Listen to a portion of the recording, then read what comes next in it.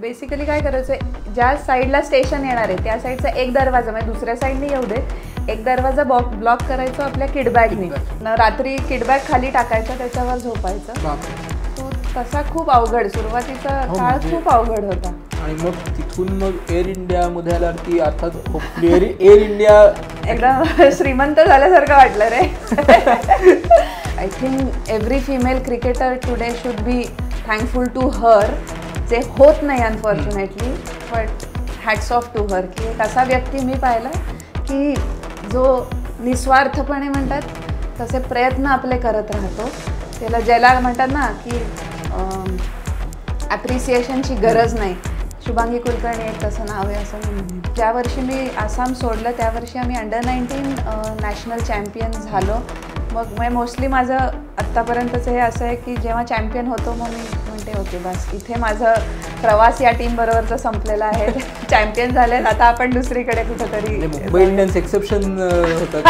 मुंबई इंडियनने पहिल्याच वर्षी तेव्हाच सोडायला पाहिजे होतं ॲक्च्युली. RCB कुठनंही वाटलं नव्हतं. म्हणजे hats off to Smriti and her captaincy and the staff and the players की दे वन द चॅम्पियनशिप. पण of course on the paper Mumbai Indians किंवा DCच स्ट्रॉंग वाटत होतं, but they turn the table.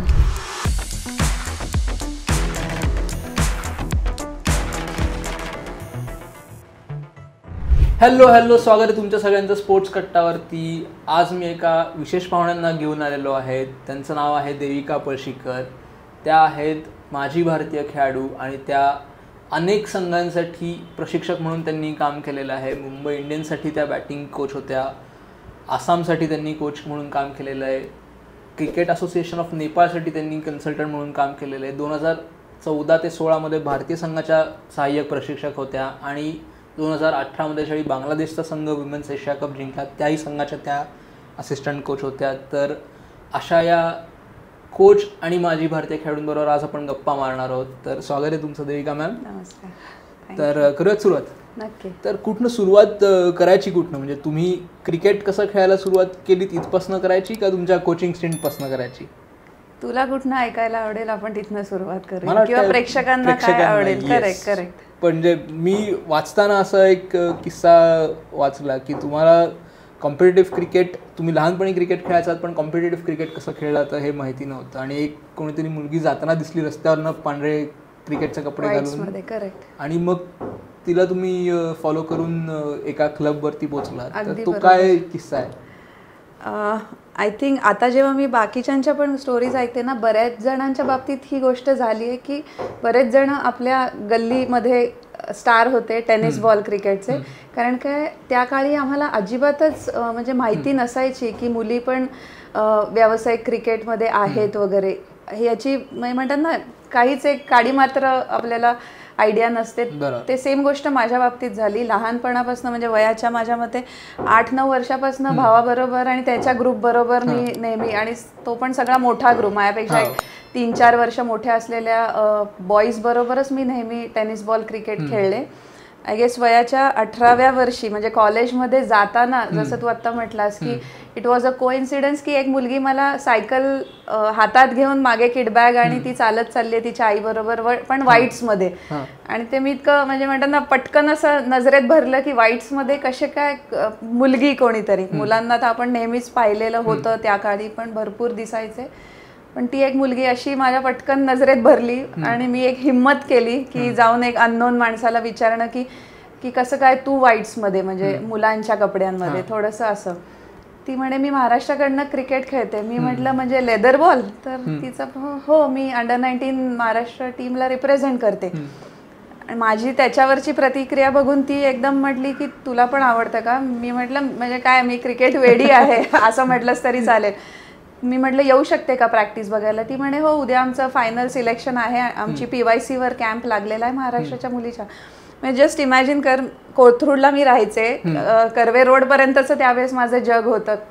कारण काय गरवारे कॉलेजमध्ये जायचे, मध्ये क्लास बेहरे क्लास, तेवढंच माझं म्हणतात तेवढंच माझं जग. आणि त्याच्या पुढे थोडंसं म्हणजे म्हणतात ना डेक्कन आणि PYCवर मुलींचं प्रोफेशनल क्रिकेट चालायचं, ज्याची मला अजिबात आयडिया नव्हती. मी म्हटलं हो येते मी. सो माझ्या आठवणींप्रमाणे त्या दिवशीचा क्लास मिस केला असेल मी फॉर शुअर. आणि मी ग्राउंडवर गेले होते, त्यांची प्रॅक्टिस थोड्या वेळ पाहिली आणि द मोमेंट प्रॅक्टिस संपली कोचनी एक एक नाव, म्हणजे जेव्हा ती लोक जात होती आय गेस इंटर झोनल्स मॅचेस खेळायला, त्याच्यासाठी कोचने महाराष्ट्राची टीम अनाऊन्स केली.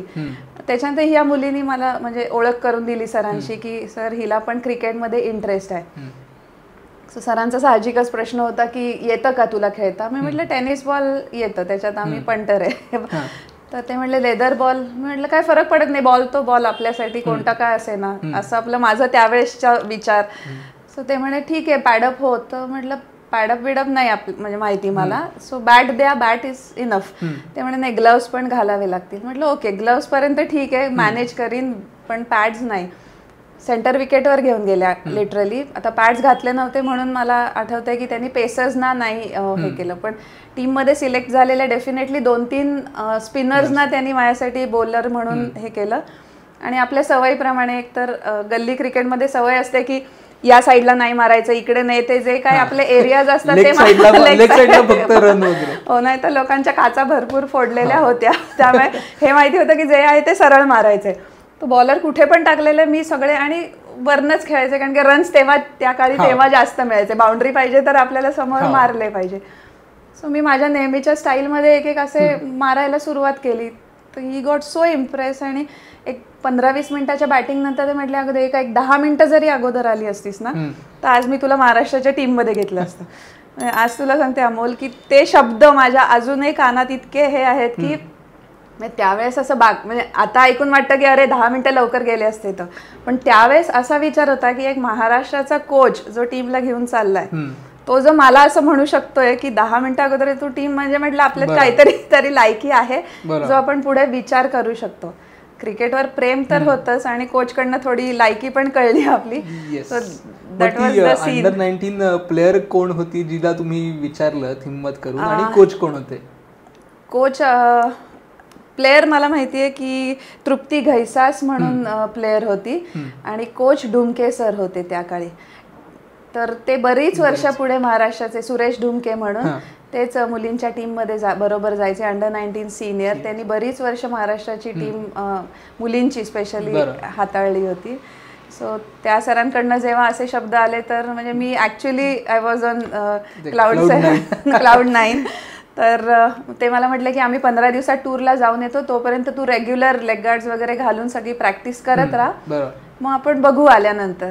म्हणजे आणि मग पहिल्यांदा पॅड्स घालून खेळण्याचं मग ते फिलिंग काय होतं? खूप विचित्र वाटलं होतं, कारण काय अजिबात सवय नाही. मग ते असे पाय थोडे म्हणजे असे काय म्हणतात ते हे करून वाकडे तिकडे करत असं करून कसं तसं मॅनेज केलं होतं. बट अगेन बॉल बघितल्यावर मारण्याची एवढी एक तर ही सवय होती आणि आपल्या सवयीप्रमाणे चाललं होतं.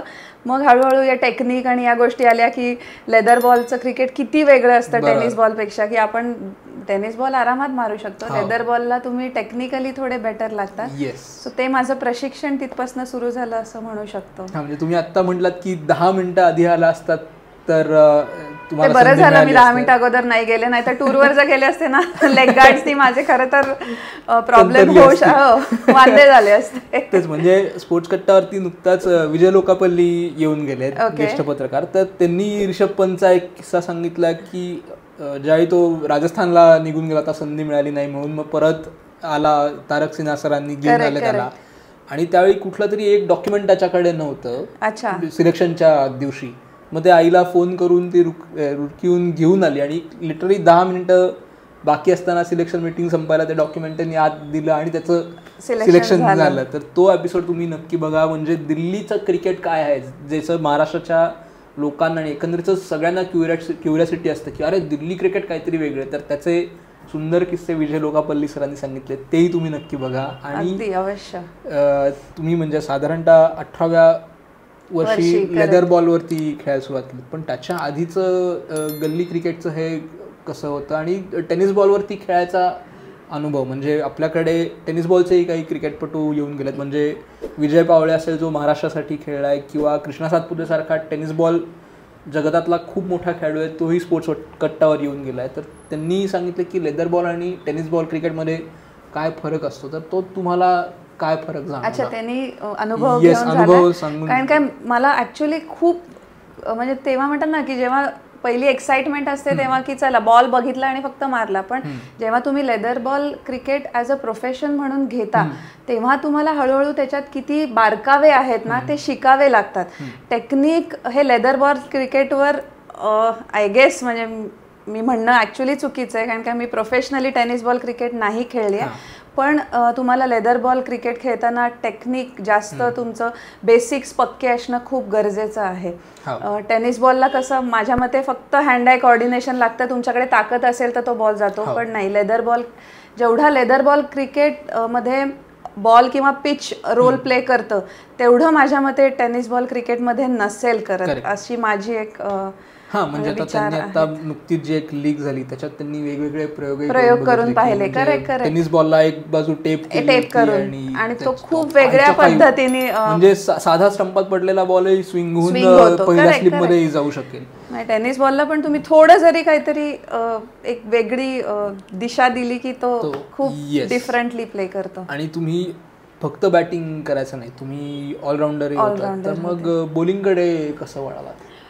ऍक्च्युली फक्त बॅटिंगनी ना टीममध्ये स्कोप नव्हता म्हणून ऑलराऊंडर झाले, कारण का टेनिस बॉलमध्ये आपण अंडरआर्म खेळतो, त्यामुळे मला नेहमी अंडरआर्मचीच जास्त चांगली सवय होती. ओव्हरआर्म मी त्याच्या अगोदर कधी खेळले नव्हते ना कधी बॉलिंग टाकली होती, त्यामुळे त्याची सवय करावी लागली. म्हणजे मला ॲक्च्युली बॉलिंगसाठी जास्त एफर्ट्स घ्यावे लागले आणि टीममध्ये जर स्थान हवं असेल तर तेव्हाही ऑलराऊंडर जास्त चालायचे, आजही ऑलराऊंडर असणं हे एक महत्वाची गोष्ट झालेली आहे. म्हणजे IPL मध्ये आपलं कदाचित वेगळं मत होईल इम्पॅक्ट प्लेअरवर. इम्पॅक्ट प्लेअर आता हा इम्पॅक्ट प्लेअर आल्यामुळे की चला तुमचं एक ह्याच्यामध्ये डिपार्टमेंटमध्ये स्पेशलायझेशन असेल तर चालून जातं, पण आपल्याला जर एखादं स्टेट किंवा तुम्हाला इंडिया टीम रिप्रेझेंट करायची असेल तर तुम्ही एक ट्रू ऑलराऊंडर असणं हे खूप गरजेचं आहे.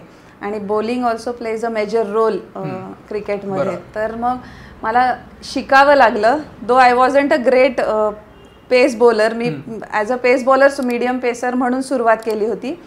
स्विंग खूप होता पण एक करेक्ट मार्गदर्शन नाही मिळालं म्हणू शकते मी, की माझ्या उंचीचा योग्य वापर मला त्या बॉलिंगमध्ये करता आला नाही. मे बी आजकालचे जे ॲडव्हान्स क्रिकेट आलंय किंवा जे काय टेक्निक्स नवीन नवीन आलेत हे जर पूर्वी मिळाले असते किंवा आपल्याला इझिली सोशल मीडियावर सगळ्या गोष्टी आजकाल खूप म्हणजे इझिली अवेलेबल आहेत, तेव्हा असता तर मे बी मी थोडी बेटर बॉलर झाले असते. पण येस, जे माझ्या सिनियर्सकडनं मी शिकले, थोडं कोचचा गायडन्सवरनं मी जे शिकले तेवढं डिलिव्हर करण्याचा तेव्हा प्रयत्न केला. म्हणून मग लेग स्पिन, कारण लेग स्पिन टाकणं ही अवघड, ही एक कला आहे, ही खरंच एक अवघड कला आहे. फिंगर स्पिन सहज होऊ शकतं. रिस्ट स्पिन साठी येस तुम्हाला ती कला असावी लागते आणि शिकावी पण लागते. आणि मी म्हटलं तसं की मी फार काय ग्रेट बॉलर नव्हते, मीडियम पेसर. सो त्याच्यानंतर खूप म्हणजे लगेचच 2 वर्षात मला एअर इंडियाकडनं कॉल आला होता. म्हणजे माझ्या बॅटिंगवरच जे मी काय लांब लांब मारायचे तेव्हा त्या काळी, तर त्या बेसिसवर माझं एअर इंडियामध्ये सिलेक्शन झालं होतं. तिथं जेव्हा सिलेक्ट झाले तर 4 का 5 India players, pacer India players तिथे होते. झुलन गोस्वामी, रुमेलीधर, अंजुम चोप्रा तेव्हा as a medium pacer Indian टीममध्ये खेळत होती. सो या सगळ्यांच्या प्रेझेंट्समध्ये तर मला चान्स मिळणं खूप अवघड गोष्ट होती. सो लेग स्पिनर त्या काळी थोडे कमी होते. मग कोणीतरी टीममधल्या एका सिनियरनी मला सजेस्ट केलं की तसंही तू बॉलिंग टाकताना म्हणजे थोडंसं माझे कटर्स जास्त असायचे, काय म्हणतात ते ऑफ कटर्स जास्त व्हायचे माझे, तर तू बेटर आहे की थोडासा तुझं अजून जर स्किल वाढवलंस तर लेग स्पिन तुला खूप चांगलं टाकता येईल. आणि ॲक्च्युली ते खरं झालं माझ्या बाबतीत की त्यावेळेस त्यांचा सिनियर प्लेयर्सचा थोडासा गायडन्स आणि मग माझी जी काय मे बी ती अवजत कला होती की ऑटोमॅटिक माझा रिस्ट ड्रॉप व्हायचा तर तो बॉल टर्न व्हायचा. सो तीच एक गोष्ट मला हेल्प केली. आणि मग खरंच त्या एक वर्षी मला थोडंसं टीमच्या बाहेर राहून स्वतःवर मेहनत घ्यावी लागली असेल, पण ते 1 वर्ष जी मेहनत घेतली ते पुढचे 5-6 वर्ष जेवढं खेळता आलं मला क्रिकेटमध्ये, माझं हे देता आलं योगदान, त्याच्यामध्ये खूप हेल्प केलं. म्हणजे it was good of her, nice of her की तिने मला ही ॲडवाईस दिली की तू थोडीशी लेग स्पिनर बन. म्हणजे परत आता यंग जनरेशन जी आहे त्यांना हा प्रश्न मी हमखास विचारतो की ज्यावेळी टीमच्या बाहेर असता तुम्ही, तर ती तुमच्या अर्थातच कुठल्याही प्लेअरला आवडत नाही की आपण बाहेर आहोत. पण मग ही जी परिस्थिती होती त्याच्याशी कसं डील करता आलं तुम्हाला? म्हणजे कारण आता असं म्हणू शकतो की कोचेस जास्ती आहे, तुम्हाला कोणाशी बोलायचं असेल तुम्ही सायकोलॉजी मेंटल हेल्थच्या दृष्टीने लगेच सपोर्ट आहे, पण त्या काळात अर्थातच या सर्व गोष्टी नव्हत्या. तसं असताना टीमच्या बाहेर असणं आणि मग स्वतःवरती काम करत राहणं, त्याच्यासाठीचं मोटिवेशन म्हणा किंवा त्या फेजशी कसं डील करता आलं? ॲक्च्युली हा प्रश्न खरंच खूप चांगला आहे की आजकाल तुम्हाला खूप इझिली गोष्टी अवेलेबल आहेत. त्यावेळेस म्हणजे कधी तुम्ही मेंटली जरी लो असाल ना, तर पटकन तुम्हाला कुठे जायचं, कुणाला अप्रोच करायचं, कारण काय तेवढ्या लिमिटेड प्लेयर्समध्ये पण कॉम्पिटिशन, ऑफकोर्स क्रिकेट नेहमीच एक कॉम्पिटिटिव्ह गेम राहिला. त्यामुळे ज्याला तुम्ही विचारायला जाताय तो पण माणूस तुम्हाला योग्य सल्ला देणार आहे का नाही, हा नेहमी एक प्रश्न डोक्यात असायचा. त्यामुळे नक्की कुणाकडे जावं एखादा सल्ला हवा असेल तर. पण मी जसं म्हटलं की मी एअर इंडियामध्ये खेळायचे, ती एक टीम अशी होती नेहमी की त्याच्यामध्ये प्रत्येकजण टीम प्लेअर होता. म्हणजे असं कुणाशी इतकी कॉम्पिटिशन नव्हती. म्हणूनच मला सल्ला देणाऱ्या व्यक्तींनी पण इझिली मला सांगितलं की बाई हे तुला जास्त युजफुल असेल. जेव्हा टीमच्या बाहेर होते वाईट तर खूप वाटायचं, कारण की महाराष्ट्रासाठी ज्या स्पॉटला मला बॅटिंग मिळत होती तो स्पॉट सोडून मी दुसऱ्या एका टीममध्ये गेली आहे आणि माझं 1 वर्ष वाया गेलं. एक म्हणजे सीझन एक मुलीचा तसंही करिअर स्पॅन खूप कमी असतो आणि त्याच्यात आपलं 1 वर्ष वाया जेव्हा जातं तेव्हा ते कुठेतरी एक ती खल असते डोक्यात. पण एवढं मला माहिती होतं की जे मी आत्ता मेहनत घेते, आणि सुरुवातीचे 2-3 महिने तर खूप वाईट गेले, कारण काय म्हटलं तसं लेग स्पिन खूप अवघड कला म्हणू शकता तुम्ही, आणि जी नॅचरल नसेल तर ती अवगत करणं तशी अवघड गोष्ट आहे. सो ते थोडंसं करताना व्हायचा कधी कधी स्वतःवरच राग यायचा की मी काय करते, का मी दिवस वाया घालवते, का मी या टीममध्ये आहे, तिकडे का परत जाऊ शकते. बरेच प्रश्न, बरेच काय म्हणतात त्याची उत्तरं वेगळी वेगळी यायची दरवेळेस. पण एअर इंडियातले सगळे सिनियर खूप चांगले होते. त्यांच्या guidance under within a year मला जे काही रिझल्ट मिळायला लागले, दे वर अमेझिंग. आणि ह्या सगळ्यात घरच्यांचा सपोर्ट काय? घरचे जेव्हा तुम्हाला काही करू नकोस हे म्हणतात ना, तोच त्यांचा बेस्ट सपोर्ट असतो. माझ्या बाबतीत म्हणजे कसं, कारण काय घरी कोणी असं स्पोर्ट्स बॅकग्राऊंडवालं तसं नव्हतं. मी एक वेगळी दिशा चूज केली होती, त्याच्यामध्ये घरच्यांनी कधी नाही म्हटले नाही. मी तेच एक बेस्ट सपोर्ट म्हणून घेतलंय की ओके तुला हे बरोबर योग्य वाटतंय. कारण काय एअर इंडिया जॉईन केलं तेव्हा करिअरमध्ये असा एक टर्न येणार होता की मी CA करत होते तेव्हा. सीएच्या फायनल इयरला होते. ऑलमोस्ट लास्ट 3 पेपर द्यायचे बाकी होते. तेवढे दिले असते तर I would have been a CA. तर आता CAचा C सिलेक्ट करायचा का क्रिकेटचा C, हा इतका मोठा प्रश्न होता. आणि जर घरच्यांनी त्याच्यातही मला नाही म्हटलं नाही, दॅट मीन्स त्यांचा सपोर्ट हा खूप जास्त होता. हा, म्हणजे मला आई अजूनही बोलून दाखवते की तू CAचं, मी लिटरली CAचं जे काय आपलं पॅम्पलेट असतं, पहिली परीक्षा जी असते कुठली असते ती फाउंडेशन त्याच्या आधीची सगळ्यात पहिले जी असते त्याचं फक्त मी पॅम्पलेट घेऊन आलो मित्राबरोबर जाऊन पुण्यात अप्पावळण चौकात. त्यांच्या एका छोट्याशा अंधाऱ्या ह्याच्यात लिफ्ट आहे, त्याच्यानं 2च लोक जाऊ शकतात, तिसरी व्यक्ती आली तर लिफ्ट वरती जात नाही, अशा ह्याच्यातनं वरती जाऊन पॅम्पलेट घेऊन आलो. तर आई मला अजून बोलून दाखवते, पण मी ती काही वाट निवडली नाही. पण मग एअर इंडियाच्या टीम तुम्ही म्हटलात की सगळेजण टीम प्लेअर होते, तर त्या टीमचं कल्चर कसं होतं किंवा ते बिल्ड होण्यात आधीच्या प्लेयर्सचा काय वाटा होता आणि तुम्ही ते पुढे कसं नेलं कल्चर? माझ्या मते 1993ला एअर इंडिया टीम एस्टॅब्लिश झाली आणि मी विदिन 5 इयर्स टीम जॉईन केली.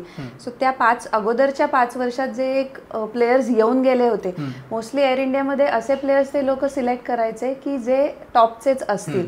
म्हणजे मी स्वतःला म्हटलं ना, एक नशीबवान समजते की माझं खूप कमी करिअर होतं एअर इंडिया जॉईन करायच्या आधी, हार्डली 2 वर्षाचं, की जिथे मी एक ज्युनियर 2 ज्युनियर अंडर 19 खेळले होते, एक सिनियर फक्त नॅशनल्स खेळले होते आणि if I am not mistaken एक युनिव्हर्सिटी खेळले होते, ज्याच्यात पुणे युनिव्हर्सिटी 10 वर्षानंतर विनर झाली होती. ते झाल्या तिथला जो माझा परफॉर्मन्स होता तो बघूनच एअर इंडियामध्ये माझं सिलेक्शन झालं होतं. सो या प्लेयर्स बरोबर एकतर मी जर तेव्हा पण विचार केला असेल किंवा मला आता आठवत नाही, पण कॉम्पिटिशन कुठेही नव्हती, कारण काय 6-7 इंडिया प्लेयर्स होते ज्यांच्यावर आपली कॉम्पिटिशन असूच शकत नव्हती. त्याच्यातले 4 प्लेयर्स जस्ट खेळून म्हणजे वर्ल्ड कप खेळून माझ्या टीममध्ये इंडिया कॅप्टन होता, x India captain x India 2 captains. So अशा लोकांबरोबर जर मी कॉम्पिटिशन करण्याचा जरी विचार केला असता तेव्हा तर तो मूर्खपणाचा ठरला असता. तिथे मला चान्स मिळतोय हेच मी माझं नशीब समजत होते. सो जेवढं म्हणजे माझं एक गोष्ट होती मला आठवते की मी सगळ्यांना ऑब्झर्व खूप करायचे की इंडिया प्लेयर्सचं वागणं कसं असतं, त्यांचे रुटीन्स काय असतात. त्यामुळे ते फॉलो तेव्हा करणं हे माझ्या मते माझ्या एक म्हणतात ना बेस झाला होता की येस असं तुम्ही वागणूक ठेवली पाहिजे लोकांबद्दल पण as a person also as a player also. So तिथे मी थोडेसे म्हणतात ना बेसिक कित्ता गिरवला होता जो मला खूप करिअरमध्ये हेल्प केला. पुढचे आता झाले ऑलमोस्ट 25वं वर्ष चाललंय माझं क्रिकेटमध्ये, पण ते जे वयाच्या 19-20व्या वर्षी मी करिअरच्या सुरुवातीला ते जे कित्ते गिरवले होते एअर इंडियामध्ये ना, सो तिथले सगळे प्लेयर्स इंडिया खेळून यायचे. त्यामुळे त्यांना माहिती होतं की काय कॉम्पिटिशन लेवल बाहेर आहे, काय आपल्याला डोमेस्टिकमध्ये पाहिजे. आणि लकीली त्यांच्यात पण कॉम्पिटिशन कधी नव्हती आणि ते आपल्या ज्युनियरना सिनियर बनवण्यासाठी कसे बेस्ट करायच्या पाहिजेत गोष्टी हे नेहमीच सांगायचे. ती एक गोष्ट नेहमी आम्हाला सगळ्या ज्युनियरना खूप हेल्प केली. आणि क्रिकेट आजच्या काळात अत्यंत प्रोफेशनली बघितलं जातं, पण त्या काळात कितपत प्रोफेशनल होतं किंवा त्या काळाचं ॲटमॉस्फिअर काय होतं? त्या काळी माझ्या मते आम्ही पैसे देऊन बहुतेक क्रिकेट म्हणजे आपला खर्च आपण करायचा हे माहिती होतं. समोरनं एअर इंडियामध्ये जायच्या अगोदर एअर इंडियामध्ये आम्हाला थोडं स्टायपेंड मिळायचा, पण एअर इंडियामध्ये जायच्या अगोदर महाराष्ट्राकडनं खेळायचं तर तुम्हाला तुमचे खर्च स्वतः करायचे असायचे. म्हणजे कधी तुम्हाला असं असोसिएशनकडनं काही मदत मिळाल्याचं म्हणजे जास्त फायनान्शियली मला नाही आठवत आहे. ही गोष्ट ऑलमोस्ट 2006 पर्यंत चालली बहुतेक, जोपर्यंत आपलं BCCI बरोबर विमेन्सचं मर्जर विमेन्स क्रिकेटचं झालं नव्हतं तोपर्यंत. म्हणजे इव्हन त्याच्या अगोदर मी एक इंडिया सिरीज खेळले होते जी BCCI मर्जरच्या अगोदरची होती, आपला एशिया कप. तिथे मला आठवते अगदी मिनिमल काहीतरी आम्हाला म्हणजे ते जाणं येणं आणि राहणं खाणं ही एवढेच हे असायचं. मॅच फीज वगैरे या गोष्टी फार कमी असायच्या ना.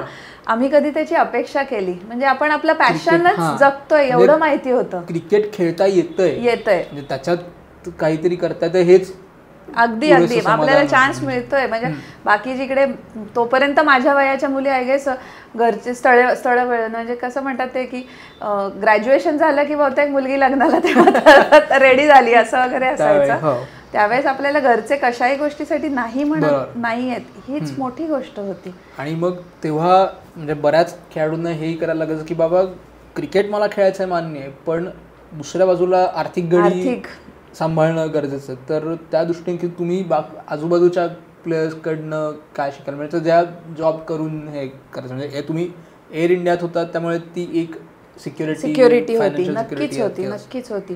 पण हो बरेच असे प्लेयर्स होते, बरेच जणांना आपलं त्यामुळे करिअर कुठेतरी मध्यामध्ये स्टॉप करावं लागलं. म्हणजे खूप टॅलेंटेड प्लेयर्स मे बी पुढे अपॉर्च्युनिटीज नाही आहेत किंवा फायनान्शियली तेवढी स्टेबिलिटी क्रिकेटमध्ये त्या काळी नव्हती म्हणून नक्कीच सोडून गेले असणार आहेत. पण अनफॉर्च्युनेटली तुम्हाला एकाच वेळेस 2-2 गोष्टी नव्हत्या मॅनेज करता येत त्यावेळेस, कारण की तुमचे टायमिंग्स क्रिकेटचे म्हणजे मुलींना पण तेव्हा कसं असायचं ग्राउंडवर तुम्ही 24 तासातले कधीही जाऊ नाही सकाळचे. मुलांचं झाल्यावर जो काय स्लॉट मिळायचा तुम्हाला त्यावेळेस अकोमोडेट करायचं किंवा सकाळचं म्हणजे तुम्ही तुमचा प्रॅक्टिस टायमिंग चूज करण्याची तेव्हा मुथा नव्हती तेवढी. त्यामुळे मग कसं असायचं जॉब घेतला तर मग मी प्रॅक्टिस नाही करू शकत, प्रॅक्टिसला गेले तर जॉबला नाही. सो खूप स्ट्रगल असायचे त्या काळी. पण सगळेजण म्हणजे जेवढे पाहिले ना क्रिकेटर्स खूप हसत हसत ही कामं करायचे. म्हणजे अशा स्ट्रगलचा कुठला एक किस्सा आठवतोय का किंवा महाराष्ट्रासाठी तुम्ही जे म्हटलात की तुम्ही खरं तर स्वतःच्याच खिशातून पैसे घालून खायचं म्हणजे अनरिझर्व्ड कधी प्रवास करावा लागलाय ट्रेनमधनं किंवा असे किस्से असतील कधी? नेहमीच. माझ्या मते महाराष्ट्रासाठी तर नेहमीच अनरिझर्व्ड प्रवास तो यासाठी की टुर्नामेंट खूप लास्ट मिनिट डिक्लेअर व्हायच्या आणि रेल्वे तेव्हापासूनच नेहमी फुलचा म्हणजे असं नाही की आत्ता गर्दी वाढली आहे म्हणून रेल्वेत जागा नाही मिळत, ती तेव्हाही कधी नाही मिळायची. त्यामुळे आमचं मला आठवते की माझी फर्स्ट टुर्नामेंट आता हा ज्युनियर आला म्हणजे बकरा आला आता रिझर्वेशन ही नाही करायचं म्हणजे असं ते ज्युनियर जे येईल त्यांनी जाऊन स्टेशनवर कारण का लांब लाईन असायची. म्हणजे मला नाही वाटत मी 2001-2 मी कधी जास्त रेल्वे प्रवास नाही केला. लकीली एअर इंडियामध्ये खूप लवकर गेल्यामुळे. पण माझ्या पहिल्या टूरचं रिझर्वेशन करायला मी अजून एका ज्युनियर बरोबर गेले, म्हणजे दोघींनाही त्याच्यातली अक्कल नाही की रेल्वेचं तिकीट कसं हे करायचं. आणि अशाच वेळेस आम्ही जाऊन की हे असं लेटर एक घेऊन जायचं असोसिएशनचं की आम्ही असोसिएशन म्हणजे मॅचेस खेळायला रिप्रेझेंट करायला चाललोय, तर तिकीट द्या. आणि वेटिंग असायचं एक 600-700, म्हणजे इम्पॉसिबल की ते तुम्हाला मिळेल. आणि मॅचेस मुलींच्या नेहमी म्हणाल तर UP किंवा बिहार हे ठरलेले स्पॉट असायचे जिकडे तुम्हाला कमीत कमी 2 नाईट्स ट्रॅव्हल करावं लागतं. ते आम्ही नेहमी, म्हणजे मी 3 टुर्नामेंट एअर इंडिया जॉईन करायच्या अगोदर महाराष्ट्रासाठी ज्या काय ज्युनियर्सच्या खेळले किंवा इंटरझोनर्सच्या खेळले, अनरिझर्वडच ट्रॅव्हल केलं. आणि मग तो अनुभव काय होता? एक तर बिहार आणि UP कडचे म्हणजे लोक दादागिरीमध्ये कमी नाही. आणि आम्ही पडायचो खूप लहान, सर एकटे की जे 15-16 मुलींना घेऊन जायचे. त्यामुळे तुम्ही काही नाही करू शकत. तुम्हाला मग आम्ही बेसिकली काय करायचं, ज्या साईडला स्टेशन येणार आहे त्या साईडचा एक दरवाजा, म्हणजे दुसऱ्या साईडने येऊ दे, एक दरवाजा ब्लॉक करायचो आपल्या किडबॅगनी. किडबॅग्स वर लावायच्या, इकडनं येणार नाही तर आम्ही इथे बसायचो दारापाशीच. एक 5-6 मुली दारापाशी किडबॅगची रक्षा करायला.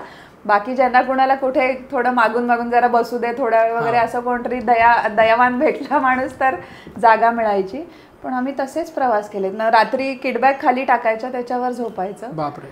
सो तसा खूप अवघड, सुरुवातीचा काळ खूप अवघड होता. म्हणजे मला आता इमॅजिन करता येत नाही की बाबा किडबॅग दारावर लावून हे करायचं. आणि आता आणि बिहारची लोक म्हणजे कसं दार बंद केलं म्हटल्यावर नेक्स्ट लेवल, म्हणजे ऑफकोर्स चिडणं साहजिक आहे की तुम्ही एका बोगीचं अख्खं हे बंद करून ठेवता एंट्रन्स त्यांचा.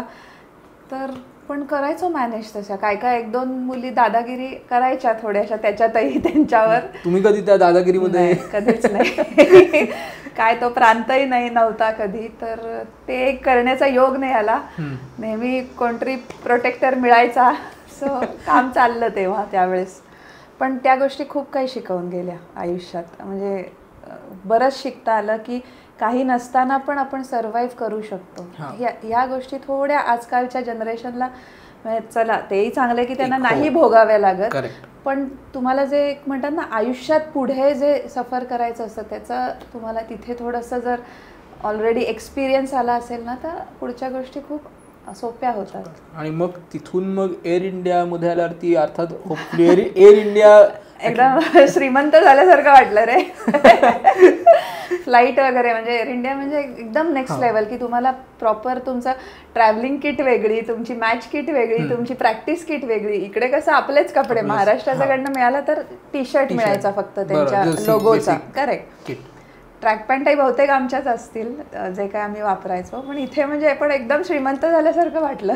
किट बॅग मिळाली, म्हणजे सगळंच किट, पूर्ण किट मिळालं होतं. तोपर्यंत आम्ही ऑफकोर्स स्वतःचं किट घेत होतो. तिथे मला आठवतंय पहिल्याच दिवशी जेव्हा गेल्यानंतर मॅनेजर होता सेपरेट, कोच वेगळा, असिस्टंट कोच वेगळा, तुम्हाला फिजिओ वगैरे, म्हणजे जे आत्ताच्या मुली बघतायत ते आम्ही थोडंसं, म्हणजे मला खूप करिअरच्या खूप लवकर लकीली बघायला मिळालं. तो अनुभव एक वेगळाच होता. पण त्यामुळे लोकांचा म्हणजे बाकीच्या प्लेयर्सचा तुमच्याकडे बघण्याचा जो दृष्टिकोन आहे तो एकदम बदलतो. एअर इंडियाच्या किटमध्ये आहे, कारण त्यावेळी एअर इंडिया म्हणा किंवा बँकेच्या टीम्स म्हणा त्यासाठी ओळखल्या जायच्या. करेक्ट. टीम्स कडनं खेळाडू खेळतायत. मग म्हणजे एअर इंडियावरती आत्ता आपण बोलतोच आहोत, तर 2006-07 मध्ये जेव्हा BCCI आणि काय इंडियन क्रिकेट मर्ज झालं, म्हणजे तोपर्यंत पुण्यात हेडक्वार्टर्स होतं महिला क्रिकेटचं, तर ते मर्ज झाल्यानंतर एअर इंडियानी त्यांची टीम बंद केली, अनफॉर्च्युनेटली बंद करावी लागली. करेक्ट. तर त्याच्यानंतर तुम्ही परत महाराष्ट्राकडे आलात. मग तो परत एक अनुभव काय होता का तिथे कुठेतरी असं झालं की अरे आत्तापर्यंत आपण एअर इंडियामध्ये होतो, विमानांनी जायचो, किंवा तो एक म्हणा फॅसिलिटीज ज्या एका चांगल्या लेवलची सवय झाली असेल, तर तिथून परत महाराष्ट्र क्रिकेट तोपर्यंत बदललं होतं? हो, मी खूप बदललं होतं असं म्हणेन. काय जसं ज्या लेवलला सोडून गेले होते आणि मग एक 5-6 वर्ष मी ऑलमोस्ट एअर इंडियाकडनं खेळले. 6 वर्षानंतर तोपर्यंत इंडिया प्लेयर झाले होते, त्यामुळे म्हणजे मीही as a person, as a player खूप बदलले होते.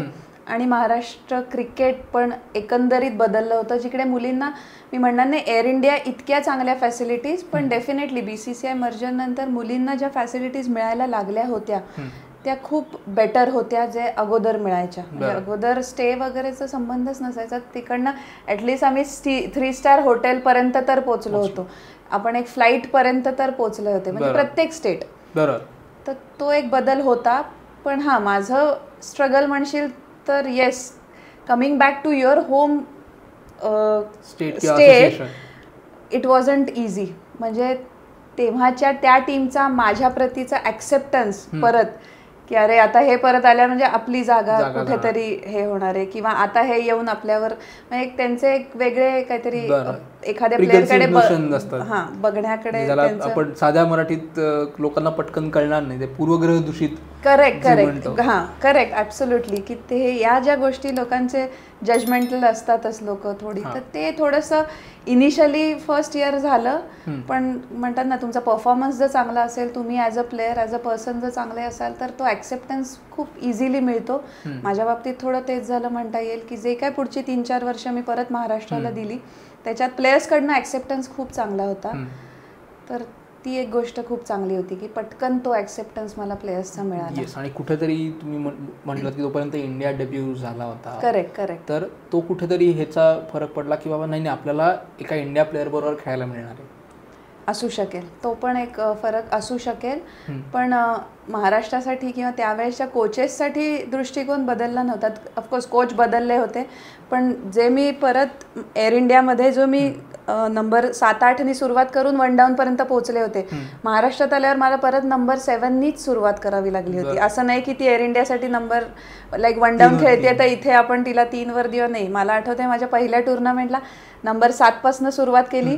त्या 7 नंबरला जेव्हा मुंबई अगेन्स्ट मी मॅच विनिंग परफॉर्मन्स केला, तेव्हा कुठे पुढच्या सीझनला मला त्यांनी चला 5वरनं मग ऑफकोर्स 3-4 पर्यंत येऊन मग मी महाराष्ट्र सोडलं असं म्हणता येईल. येस, म्हणजे आता बोलण्यासारखे परत 2-3 मुद्दे. तर इंडिया डेब्यू तुमचा पाकिस्तान विरुद्ध भारतासाठीचं पदार्पण आहे. करेक्ट. त्याचा काय आठवणी आहेत तुमच्या?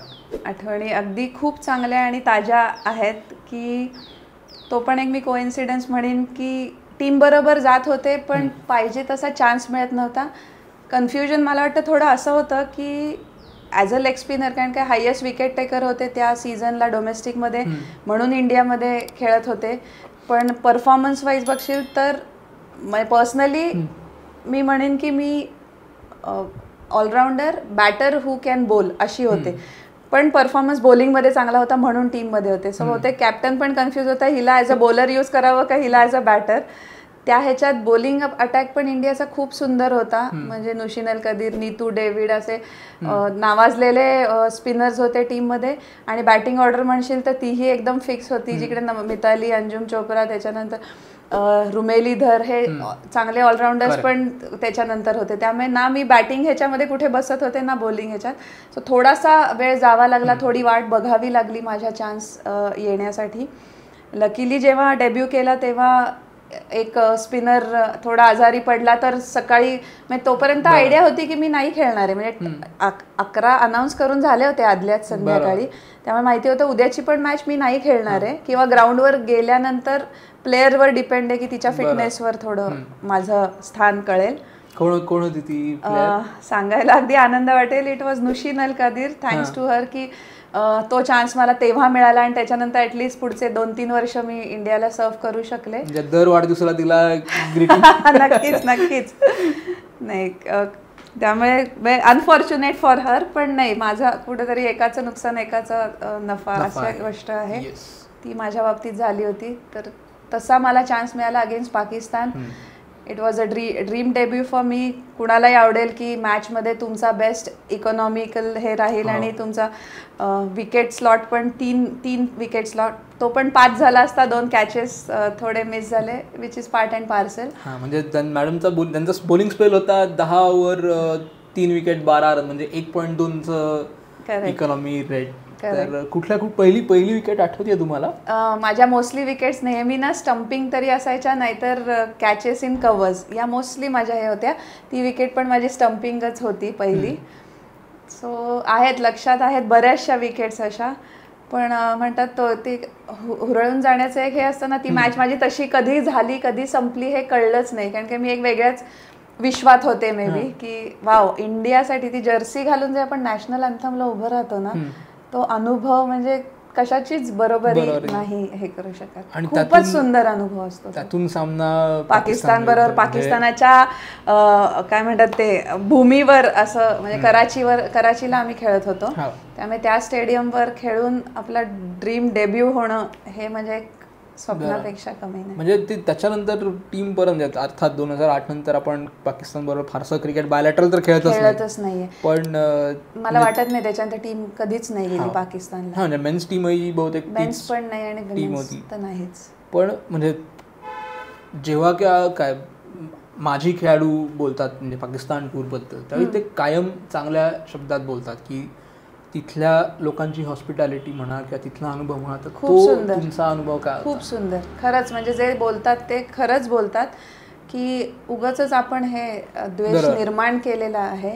तिथली लोक पण खूप चांगली आहेत, त्यांना पण भारतीयांसाठी खूप प्रेम आहे आणि ते आम्हाला त्यांच्या वागण्या बोलण्यातनं जाणवलं. असं नाही आहे की म्हणजे उगाचच ते असं काही करत असतील, पण मला आठवते भरपूर प्रोटेक्शन असायचं, बाकीचे लोक आमच्याशी इंटरॅक्ट नाही करू शकायचे. पण दोनदा आम्ही हॉटेलच्या बाहेर गेलो होतो, मॉल्समध्ये शॉपिंगला गेलो होतो, इवन प्रत्येक जण जो आम्हाला भेटत होता, इवन मॉलमध्ये जे ते दुकानदार होते ते पण आम्हाला वाटेल तसा डिस्काउंट देत होते की नाही तुम्ही इंडियातनं आलायत तर आम्ही तुमच्याकडनं पैसे घेऊ शकत नाही. मग आम्ही म्हटलं बाबा असं करू नका, at least okay discount is fine. So तिथे जे शॉपिंग केलं आणि त्या लोकांच्या ज्या आमच्या प्रतीच्या भावना होत्या ना, त्या खूप सुंदर होत्या. म्हणजे त्यांच्या वागण्यात पण एक ती आत्मीयता जाणवली, लोकांबद्दलचं प्रेम, भारतीयांबद्दलचं प्रेम खूप जाणवलं. म्हणजे आत्ता नुकताच म्हणजे आपण एपिसोड रेकॉर्ड करतो आम्ही, त्यावेळी नुकताच आम्ही एक एपिसोड रिलीज केला आहे प्रतीक आठवलेचा, जो मूळचा नाशिककर आहे आणि तो आता ओमानसाठी T20 वर्ल्ड कप खेळतोय. तर तो ओमानच्या टीममध्ये बरेच भारतीय आणि पाकिस्तानी वंशाचा एक खेळाडू आहे. तर त्याच्याबद्दल त्यांनी ते सांगितलं की त्या दोघांमधले म्हणजे टीम्सचं बॉन्डिंग जे आहे त्याच्यात काहीच त्यांना अडचण आली नाही, म्हणजे खरंच येत नाही. तर तो एपिसोडही तुम्ही नक्की बघा. तर म्हणजे अर्थात त्यात म्हणजे मैदानावर आपण म्हणतो ती रायव्हलरी आहे, पण मैदानाबाहेरचं जे सख्य आहे ते आहे. म्हणजे आत्ता पटकन मला नाव आठवणार नाही, म्हणजे जी मुलगी लहान होती ती तिला नाही, ती साना मीर आता रिटायर झाली, पण एक प्लेअर जी होती ती आता लहान मुलीला घेऊन आली होती तिची, आणि आपले प्लेयर्स तिला इतकं छान भेटायला गेले होते. बरोबर आहे. इवन लकीली मी लास्ट इयर फेअर ब्रेक म्हणून एक ग्लोबल टुर्नामेंट असते T20 टुर्नामेंट, तर ती केली मी. तर माझ्या टीममध्ये 2 पाकिस्तानी प्लेयर्स होत्या. साना मीरला भेटणं झालं, त्याच्यानंतर तुम्ही जी म्हणताय ती पण आली होती आपल्या मुलीला घेऊन. सो त्यांचं आपल्या प्रतीचे एक वेगळंच नातंच असं निर्माण होतं ना, आणि ते खूप चांगले वागतात आपल्याशी. म्हणजे ती आत्मीयता दिसून येते त्यांच्या वागण्यातनं. असं नाहीये की माहित नाही का आपल्या इतकी दुश्मनी आहे. ती मैदानावरती, ती फक्त मैदानावरती आहे ते हे खूप चांगलं आहे. पण इंडिया डेब्यूच्या किंवा भारताकडनं खेळण्याच्या मग तुमच्या आणखीन काही कुठला स्पेसिफिक किस्सा आहे जो तुम्हाला आठवतो? किस्से तसे खूप आहेत. मी म्हटलं तसं डेब्यूचाच एक असा इतका छान किस्सा होता, पण अजून असे म्हणशील तर त्याच्यानंतर आम्ही इमिजिएटली ह्याला गेले होतो ऑस्ट्रेलियाला. म्हटलं तसं तोपर्यंत BCCI बरोबर मर्जर झालं नव्हतं. ऑस्ट्रेलिया न्यूझीलंड म्हणजे चांगला म्हणता येणार नाही, थोडासा बिटर किस्सा, पण अगेन तुम्हाला खूप काही शिकवून जातो की कसं प्रत्येक खराब वातावरणात पण तुम्ही स्वतःला कसं अडॅप्ट करायला पाहिजे. ते आम्हाला ऑस्ट्रेलिया न्यूझीलंडला कळलं की तिकडे टेम्परेचर ऑलमोस्ट 0 किंवा मायनसमध्ये असायचं, आणि तेवढं आपल्याला त्या वेळेसच्या असोसिएशनकडनं आम्हाला इंडियासाठी तेवढं क्लोदिंग सफिशियंट नव्हतं मिळालं. सो ज्या पद्धतीने प्लेयर्स 11 जण आज जाऊन खेळले असतील ना, तर न्यूझीलंडसारख्या ठिकाणी जिकडे अतिशय विंडी हे असतं वेदर आणि त्याच्यात थंडी, सो आम्ही जे काय 5 त्यांच्याबरोबर तेव्हा वन डेज खेळलो होतो ना, म्हणजे खरंच प्रत्येक मॅचला आई आठवावी ना म्हणतात तसं आमचं होत होतं. कारण का खूप जास्त विंडी, आम्हाला एक तर तिथल्या वातावरणाची काहीच सवय नाही आणि कल्पनाही नाही. आपल्या इकडे तेव्हा तशा विकेट्स नव्हता की तुम्ही सडनली अशा म्हणजे काय म्हणतात ते स्पिनर ट्रॅकवरनं सडनली अशा बाउन्सी विकेट्सवर खेळायला जातात. तुम्ही खूप तसे प्रॉब्लेम झाले. म्हणजे बघणाऱ्याला रिझल्ट फक्त इम्पॉर्टंट असेल, पण प्लेयर्स एखाद्या सिच्युएशनमधनं जेव्हा जातो ज्याची त्याला तयारीच कधी करवली नाहीये, तिथे थोडंसं फेस करणं किती मुश्किल असतं ते तिथे तेव्हा दिसलं. आणि त्या काळी म्हणजे ऑलमोस्ट 20 वर्षापूर्वी बाहेर स्ट्रगल इतके जास्त असायचे, फूड वाईज म्हणा किंवा कोणी व्हेजिटेरियन त्याच्यात असेल तर मी होते, त्यामुळे संपायचो. कारण काय त्यांचे ब्रेकफास्ट आयटम्स पण इतके जास्त काही नसायचे की तुम्हाला चॉईस मिळेल. सो मला आठवतं एक 15-20 दिवस ब्रेड बटरवर काढला होता फक्त, कारण काय ओळखीच्या गोष्टी तेवढ्याच होत्या. बाकी सगळ्या म्हणजे काय म्हणतात थोडं नॉनव्हेज म्हणतात तशा असायचं. तर तो एक स्ट्रगल वेगळा, ऑनफिल्ड स्ट्रगल वेगळा. म्हणजे ओव्हरऑल पूर्ण टूर म्हणजे ऑस्ट्रेलिया न्यूझीलंड सारख्या छान देशांमध्ये जाऊन पण प्रचंड स्ट्रगल केला होता त्यावेळेस.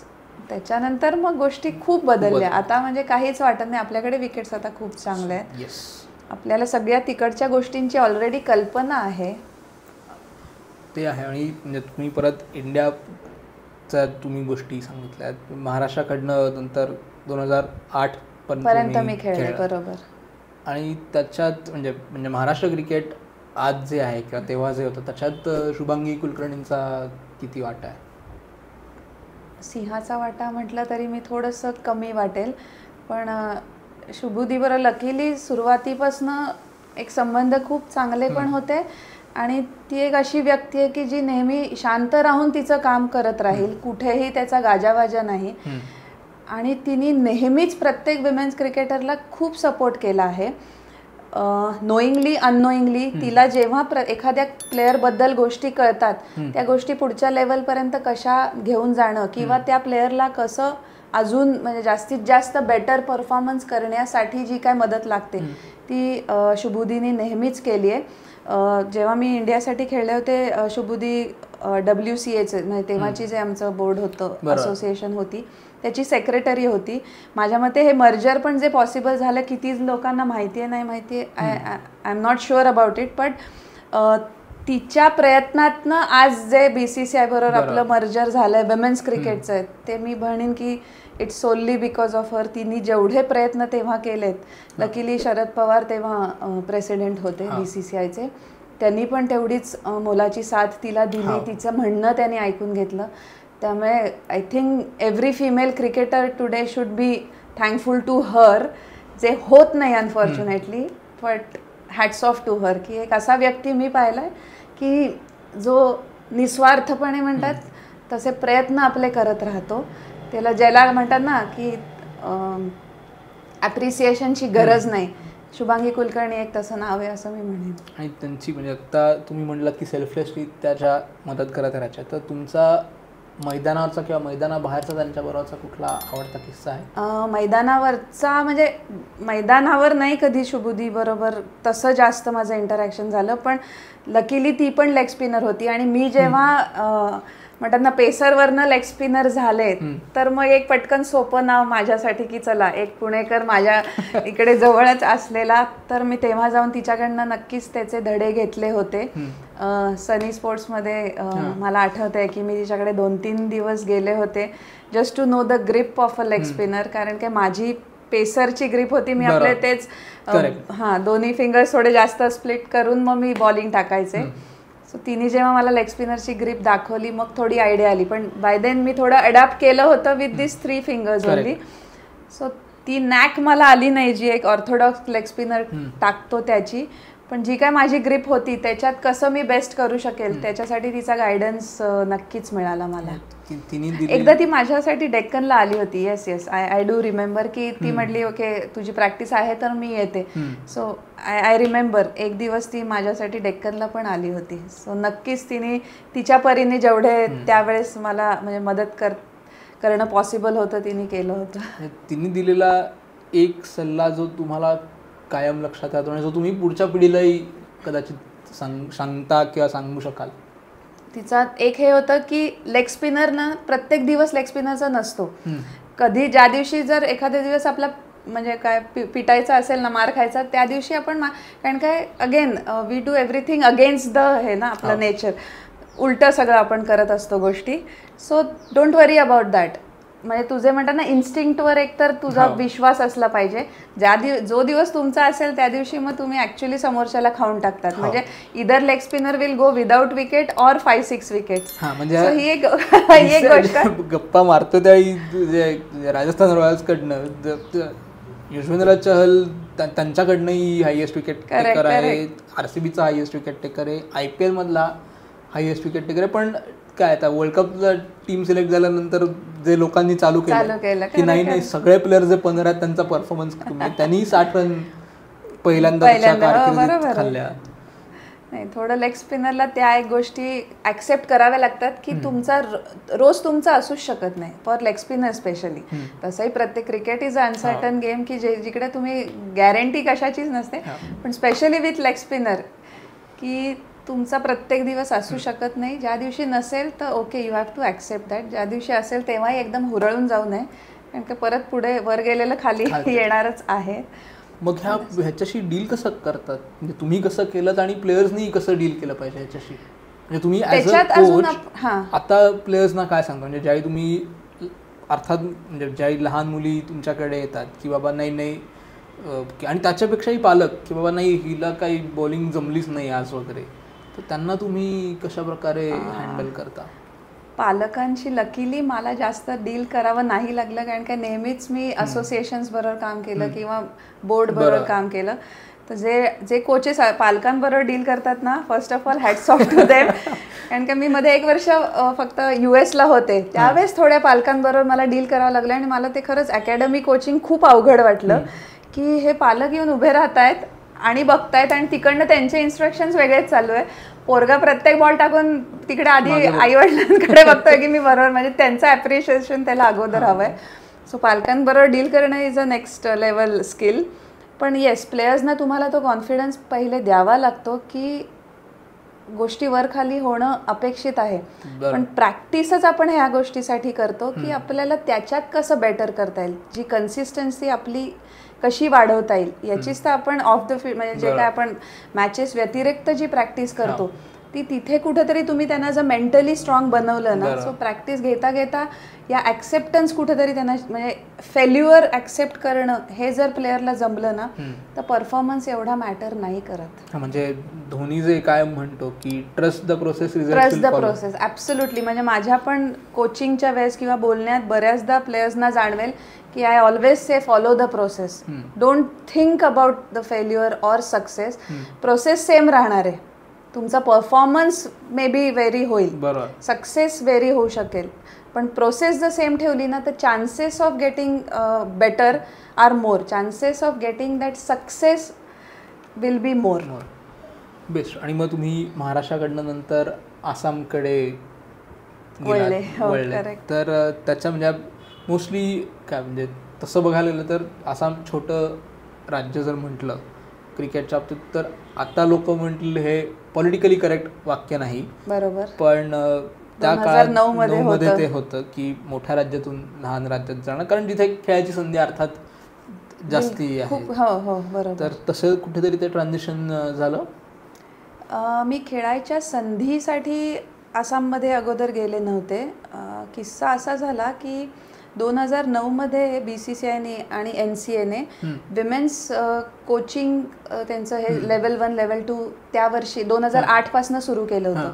पहिल्या वर्षी बँगलोरमध्ये होतं आणि तेव्हा मी इंडियासाठी खेळत होते, त्यामुळे मी इंटरेस्टेड नव्हते. रादर मी इंटरेस्टेड होते, पण मला सांगणाऱ्याने सांगितलं की don't give selectors the wrong हे सिग्नल की तू कोचिंगकडे आत्तापासूनच वळायचं आहे तुला. मी म्हटलं कोचिंग म्हणजे मला हे शिकण्यामध्ये इंटरेस्ट आहे जास्त, कारण का त्याच्यामुळे मला माहिती आहे माझा परफॉर्मन्स चांगला होणार आहे. कारण का तोपर्यंत असा कोच मिळाला नव्हता की जो मला थोडं म्हणतात ना की माझ्या अपेक्षांवर उतरणारा किंवा मला त्या पद्धतीने समजून घेणारा. सो बेटर की मीच स्वतःची कोच झाले तर बेटर होईल, म्हणून मला इंटरेस्ट होता. तर 2009 मध्ये जेव्हा पुण्यामध्ये मला कळलं की आहे लेवल 1, सो मी एनरोल केलं स्वतःला. महाराष्ट्राने लकीली माझं नाव दिलं. लेवल 1 केलं, टॉप झाले त्याच्यामध्ये, तर मग एकदमच असं हे झालं की लोकांची अपेक्षा की आता ही टॉप मध्ये आली आहे तर लेवल 1 केलंय तर आता कोचिंग असाइनमेंट घ्यायला हरकत नाही. अगेन थँक्स टू शुभुदी की मला तिने ऑफ सीझन कॅम्प दिला होता आसामचा जून जुलैमध्ये, जेव्हा आपला सीझन नसतो. तर मी म्हटलं ठीक आहे, सीझन तर सप्टेंबरमध्ये सुरू होतो, 1 महिन्याचा कॅम्प करून येण्यात काही हरकत नाही आहे. अशी मी ॲक्च्युली आसाममध्ये गेले. तो 1 मंथ कॅम्प इतका सक्सेसफुल झाला, त्या मुलींना इतकं काय, म्हणजे लेवल 1 केल्याने कोणतरी पटकन प्लेअरचा कोच बनतही नाही, पण माझा जो एक्सपिरियन्स होता ओव्हरऑल खेळण्याचा एक्सपिरियन्स, मी तोच फक्त त्या मुलींना देण्याचा प्रयत्न केला, ज्यांची त्यांना अजिबातच त्याच्या अगोदर आयडिया नव्हती. त्यांना सेशन्स आवडत होते, त्यांची इम्प्रूव्हमेंट मला खूप लवकर दिसत होती. सेम गोष्ट असोसिएशननी पाहिली आणि देन दे अप्रोच मी की तुम्ही इथनंच खेळाल का, जे तुमच्या अंडर जर मुली एवढ्या चांगल्या हे करतात तर तुम्ही त्यांच्याबरोबर आत उतरलात खेळायला तर ते अजून चांगलं करू शकते. त्यांना म्हणतात ना थ्रू आउट गायडन्स मिळेल आत पण. This is how it started for me, की मला नाहीतर तोपर्यंत कोचिंगमध्ये उतरण्याचा किंवा कोचिंग करण्याचा काहीच म्हणजे माझा तो प्रांत नव्हता खरं तर. म्हणजे मी बिईंग अ इंट्रोवर्ट पर्सन, मला शांत बसून ऑब्झर्व करायला जास्त आवडतं. माहिती होतं कोचिंग म्हणजे इट इज अ 24/7 जॉब. म्हणजे तुम्ही जरी ऑन फील्ड नसाल तरी तुमच्या डोक्यात गोष्टी चालूच असतात नेहमी. सो मी म्हणेन ते ॲक्सिडेंटली झालं माझ्या बाबतीत. पण yes, now enjoying that from last almost 15 years into coaching. आणि मग नंतर म्हणजे आसामला तिथे फक्त कोच म्हणून तुम्ही गेला नाहीत, तिथे तुम्ही सबकुछ तुम्हीच. येस, मग आपण आधी गप्पा मारताना मी जे म्हटलो की पुलंचा जो सिनेमा आहे गुळाचा गणपती झाला माझा, तिथे सगळंच पुलंचं आहे. लेखन, पटकथा, संगीत, अभिनय, दिग्दर्शन. तसं तुमचं मी कुठले रोल? मला त्यांनी सांगितलं की तुम्ही प्लेअर आणि कोच म्हणून या, पण गेल्यानंतर असं म्हणतात ना कोणतरी एक दिसलं आणि पटकन त्याच्याकडे सगळं असं सोपवून असोसिएशन निर्धास्त हात वर करून त्यांनी मला अंडर-19 टीम दिली, त्यांनी मला सिनियर्स टीम दिली. दे मेड मी प्लेअर बरोबर कॅप्टनशिप आली की तुम्ही तसंही त्यांना शिकवताय तर बेटर आहे की तुम्हीच कॅप्टनशिप करा. मॅनेजर नव्हता, you be the manager. Trainer नाही, मग तुम्ही थोडंसं तुमचे म्हणजे त्या काळी ट्रेनर म्हणजे फक्त वॉर्मअप आणि कूलडाऊन ह्याच गोष्टी होत्या. त्याचाही अनुभव आपल्याला जास्त. त्यांनी असं एकदम लांबलचक सगळंच समोर म्हणजे म्हणतात ना बुफे माझ्या समोर ठेवला. म्हणजे ते काय देणाऱ्यांनी देत काय मराठीतली म्हण जी आहे की अंधाळा मागतो एक डोळा देव देतो, तसं ते या अर्थी उलट्या अर्थी आहे की तुम्ही फक्त कोचिंगसाठी गेलात पण मोठी त्यांनी अशी एक यादीच हे सगळंच करा. खूप अवघड गेलं सुरुवातीला म्हणजे. आणि म्हणतात ना एक्सपिरियन्स कुणाचा असेल तर आपण त्याच्याकडनं गायडन्स मागू, असा एक्सपिरियन्स त्यावेळेस कुणाचाच नव्हता की कोणी या सगळ्या जबाबदाऱ्या ॲट अ टाइम करत असेल. त्यामुळे ती एक खूप मोठी जबाबदारी माझ्यावर होती. आय थिंक समर्थपणे पेलली मी ती, कारण काय ज्या पद्धतीने रिझल्ट मिळत गेले आसाम बरोबर.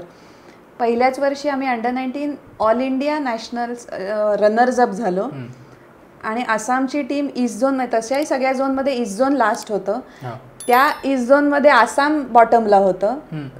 तिथनं जर तुम्ही पहिल्याच वर्षी जर नॅशनल रनर्स अप होत असाल तर नक्कीच टीमने ट्रिमेंडस इम्प्रूव्हमेंट दाखवली.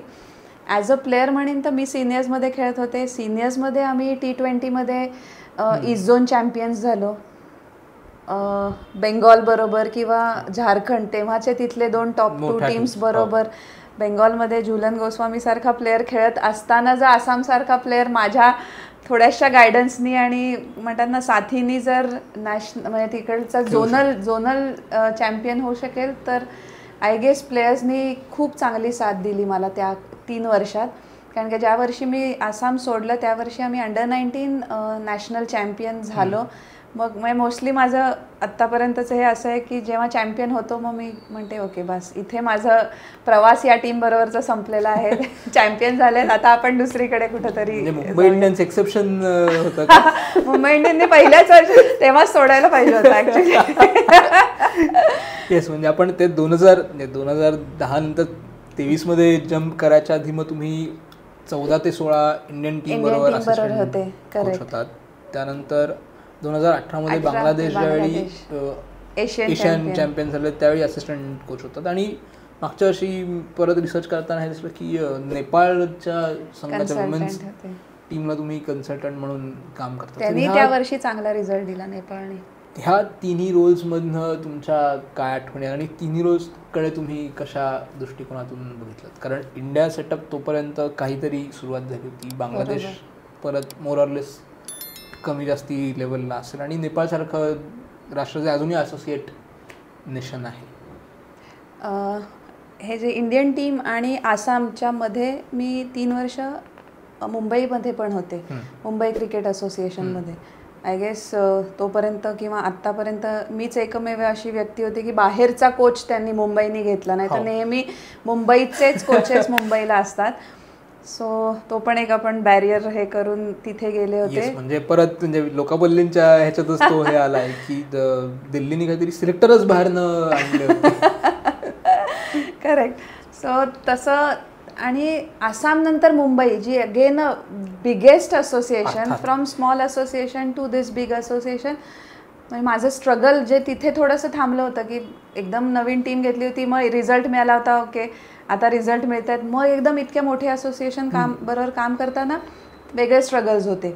या सगळ्या 5-6 वर्षाच्या स्ट्रगल्सनी ना मला खूप काही शिकवलं. मग इंडियन टीम ना थोडी सोपी वाटत होती, खरंच सांगते. म्हणजे मुंबई आणि आसाम नंतर जेव्हा, आणि त्याच्यातही असिस्टंट कोच म्हटल्यावर थोड्याशा तुमच्या जबाबदाऱ्या थोड्या जबाबदाऱ्या कमी होतात. येस, फिजिकल वर्क जास्त असतं, मेंटली तुम्हाला इतकं डोकं खपवायचं नसतं. कारण का as a head coach associations बरोबर काम करताना सगळं सर्व असतात, तुम्ही सगळे तुमच्या they look up to you, right. तेच असिस्टंट कोच बरोबर थोडं होत नाही. सो ती एक म्हणजे थोडीशी गोष्ट एक रिलॅक्सिंग होती माझ्यासाठी. जे माझ्यावरचे हेड कोच होते तेही 2 हेड कोच बरोबर मी तेव्हा काम केलं त्या 2 वर्षाच्या टेन्युअरमध्ये. दोघी म्हणजे एक्स इंडिया प्लेयर, खूप एक्सपिरियन्स कोचिंगचा. त्यामुळे तिथे थोडी माझी डोक्याची खपाई नाही झाली, थोडासा सोपं मी म्हणू शकेन. पण येस, फिजिकल वर्क थोडं जास्त, की प्लेयर्सना तुम्ही फिल्डिंगही देता, प्लेयर्सचं थोडी बॉलिंगही तुम्ही बघताय, तुम्ही थोडंसं. बरेच जण माझ्याबरोबर खेळल्यामुळे म्हणतात ना, एक ऑफ द फील्ड पण त्यांना कुठेतरी मोटिवेट करणाऱ्या गोष्टी, किंवा ते जेव्हा मॉरल थोडं डाऊन होतं तेव्हा त्यांना पुश करणाऱ्या गोष्टी तुम्हाला कराव्या लागतात. त्याच थोड्या मी त्यावेळेस हँडल केल्या असं मला वाटतंय. आणि मग म्हणजे महाराष्ट्रासाठी हे कायमच आहे की म्हणजे मुंबई क्रिकेट हे it is always on the pedestal, की बाबा 42 रणजी ट्रॉफी जिंकणं ही काही मजा नाहीये. ॲब्सोल्युटली. त्यामुळे मुंबई क्रिकेटकडनं कायमच अपेक्षा ठेवली जाते की नाही मुंबई क्रिकेट आहे म्हटल्यावर ती मुंबई क्रिकेट बरोबर सक्सेस. तर ते कसं, म्हणजे तो फरक तुम्हाला काय जाणवला महाराष्ट्र आणि मुंबई क्रिकेटमधला? महाराष्ट्राकडे माझा रोलच कम्प्लिटली वेगळा होता. ॲज अ प्लेअर खेळत होते मी, महाराष्ट्रासाठी कधीच कोचिंग केलं नाही. महाराष्ट्राच्या कुठल्याही टेरिटरीमध्ये म्हणतात ना, मी असं कोचिंगचं जास्त हे नाही दिलं. जे काय माझं कोचिंग नेहमीच अनफॉर्च्युनेटली बाहेरच्या स्टेट्सना जास्त मिळालं. त्यामुळे थोडीशी पुण्यासाठी पण मी ना एक इतका नावाजलेला फेस नाही आहे. कारण का तेवढी सर्व्हिस, चूक पण माझी म्हणू शकता तुम्ही, की मी नाही महाराष्ट्रासाठी तेवढं हे करू शकले, कॉन्ट्रीब्यूट करू शकले ॲज अ कोच. पण मुंबईमध्ये ॲक्सेप्टन्स खूप चांगला मिळाला. म्हणजे जेवढं मी अपेक्षा केली बाहेरचा कोच असूनही. मी म्हटलं तसं त्याच वर्षी आम्ही म्हणजे थोडीशी टीम खाली लागली होती. एलिट आणि प्लेट ग्रुप म्हणून सुरू केला होता. सो टीम एलिटवरनं प्लेटमध्ये आली होती. म्हणजे बॉटम सेकंड ह्याच्या लेवलच्या ह्याच्यात पण खाली होती खूप. So very first year luckily championship मिळाली, ज्याच्यामुळे आम्ही परत एलिट ग्रुपमध्ये गेलो. सो तो एक मुंबईचा स्ट्रगल आणि प्रवास खूप चांगला राहिला. मुंबईच्या मुलींकडनं मी खूप काही शिकले. म्हणजे थोडं पुण्यामध्ये आपलं आयुष्य ना फार निवांत असतं, मुंबईमध्ये ते अजिबात नसतं. म्हणजे मुंबईमधल्या मुली वेळेवर जर सेशनला आल्या ना, तर actually hats off to them. The kind of travel they do ना, 1.5-2 आपल्याला इकडे त्यावेळेस मी सांगते एक 15-20 मिनिटाच्या वर म्हणजे मला फार लांब जायचं. म्हणजे पुण्यात हे होतच. म्हणजे मला मुंबईचे मित्र माझे शिवाय ते सांगतात की तू मुंबईत आहेस, तुला प्रवास करायला इतका वेळ लागणार आहे, हे कन्सिडर कर. कारण पुण्यात म्हटलं तर 15 मिनिटात कुठेही पोहोचू शकतो आपण. माझा कम्प्लीट दृष्टिकोन मुलींकडे बघायचा बदलला, की म्हणजे ह्यांना वॉर्मअप वगैरेची गरजच नाही, डायरेक्ट नेटमध्ये किंवा ह्याच्यामध्ये स्किलमध्ये टाका. कारण काय जेवढं काय ते त्या वेदरमध्ये येतात ना ट्रॅव्हल करून, कशाचीच गरज. इथे किडबॅग उचलून तुम्ही एक 1-1.5 तास रेल्वेमधनं प्रवास करून येता, रेल्वे स्टेशनवरनं वर खाली करता. It's not a easy thing. So त्या मेंटली मला वाटतं की Mumbai players are more stronger than, sorry to say, पण महाराष्ट्र प्लेयर्स नाही. पण हे जे आहे ते वस्तुस्थिती आहे की त्या शुगर कोट करण्यात काहीच हे नाही. करेक्ट. आणि तुम्ही म्हटलात की महाराष्ट्रासाठी अनफॉर्च्युनेटली तेवढं केलं नाही, पण मग महाराष्ट्रासाठी कोचिंग करायला आवडेल? अवघड प्रश्न आहे. कधी विचार नाही केला, कारण काय ज्या सिच्युएशनमध्ये मी महाराष्ट्राला 2008 मध्ये सोडून 9 मध्ये सोडून आसामला गेले होते ना, त्या थोड्याशा बिटर आठवणी म्हणता येतील. सो त्या एक्सपिरियन्सेस नंतर मग आता वाटतं की नको, ज्या असोसिएशनला मे बी थोडंसं आपली कदर नाही म्हणता येईल, तर आता म्हणे ऑफकोर्स गोष्टी बदलल्या असतील. इट्स बीन 15 years नाव, नक्कीच बदलल्या असतील, पण ती एक हिंमत होत नाही की एकदा म्हणतात ना, हात पोळलेला माणूस ताक पण काय फुंकून पितो, तसं थोडंसं म्हणता येईल. आणि बाहेर तुम्हाला खरंच रिस्पेक्ट जास्त मिळतो. मला कळत नाही का होम असोसिएशन किंवा आपले स्वतःचे घरचे लोक त्या व्यक्तीची तेवढी किंमत करत नाही जितके बाहेरचे करतात. थोडंसं हे होतं. महाराष्ट्राच्या प्लेयर्स आपण जर बघितलं, देविका बाहेर गेली होती, किरण बाहेर गेली, एक्झॅक्टली, सगळेजण एकदा बाहेर.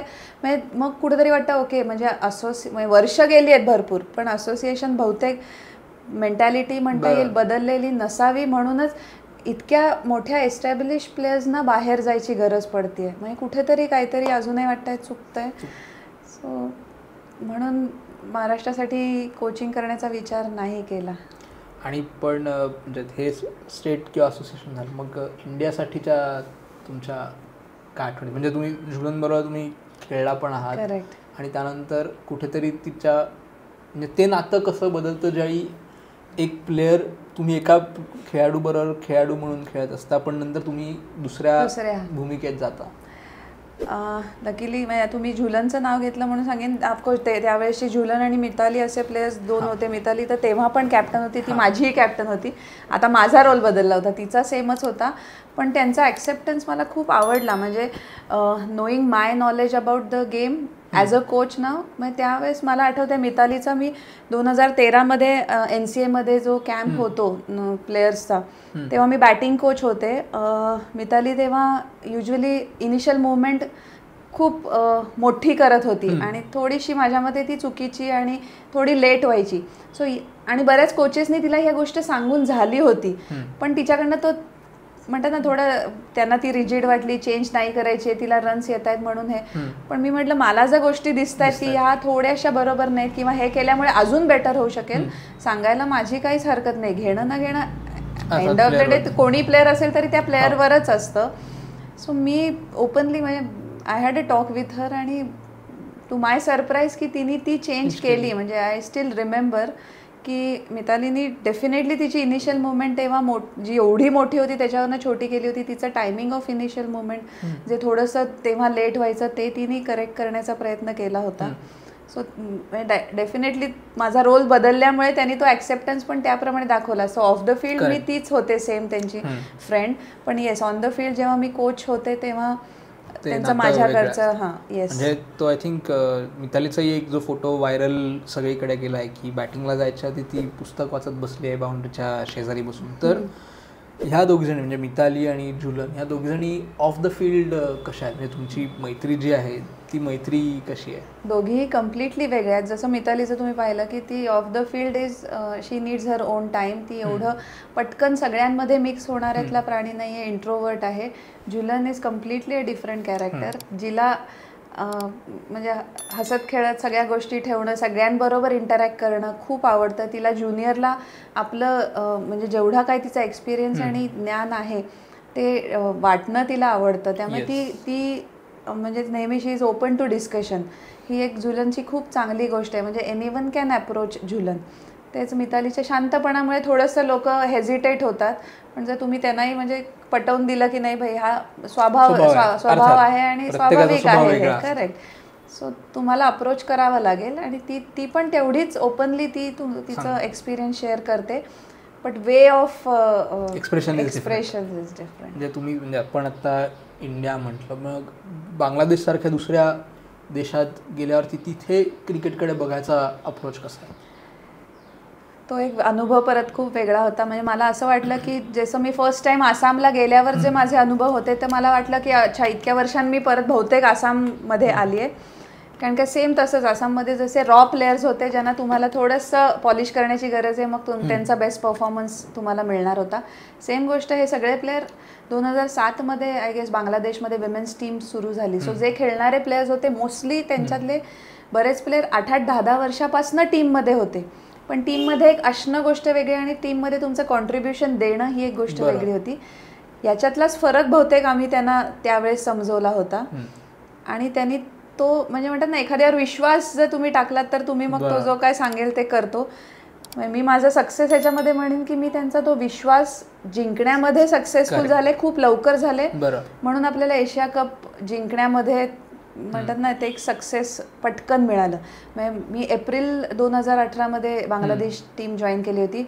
विदिन 2 months टीममध्ये एवढा जास्त फरक झाला होता ना की आपल्याला एशिया कप बांगलादेशला जिंकता आला. येस. आणखीन ह्या सगळ्या तुम्ही म्हटलं की काही काही प्लेअर 8-8, 10-10 वर्ष खेळतो. ज्यावेळी असं असतं की काही खेळाडू काही काळ तिथे आहेत, ठराविक काळ, आणि मग तिथून कुठेतरी तो जो काय म्हणजे साधा शब्द मराठीतही तो म्हणू शकतो की इगो जो असतो प्लेअरचा, मग तो इगो कसा मॅनेज करायचा? प्रत्येकाची पद्धत वेगळी असते. माझी पद्धत सिम्पल आहे की पहिले मी बघते की किती त्या प्लेयर्सकडे ॲक्सेप्टन्स आहे. एक कोणत्याही गोष्टी टेक्निकल असू दे, टॅक्टिकल असेल, किंवा तुमच्या प्रती त्या प्लेयर्सचा किती ॲक्सेप्टन्स आहे. ॲक्सेप्टन्स दिसला तर गोष्टी सोप्या होतात, नाही दिसल्या तर पद्धत एकच आहे. कुठेतरी तो प्लेयर जेव्हा फेल होतो तेव्हाच तो मग कुठेतरी तुमच्याकडे येतो. So you have to either wait for him to fail, किंवा सिम्पल आहे की तुम्हाला त्यांना म्हणतात ना की मिरर दाखवायची वेळ येते की बाई this is how you are, this is what your team needs you, आणि you should do these things to get that success. तर ती जर गोष्ट पटकन झाली तर सक्सेस लवकर मिळतो, नाहीतर मग वाट बघावी लागते. बेस्ट. आणि म्हणजे आता आपण इंटरनॅशनल क्रिकेटबद्दल मध्ये मग तुम्ही बोलता बोलता म्हटलात की तुम्ही 1 वर्ष अमेरिकेत होतात, तर तिथे तुम्ही काय रोलमध्ये केला होता? अमेरिकेत ॲक्च्युली करोनानंतर गेले होते.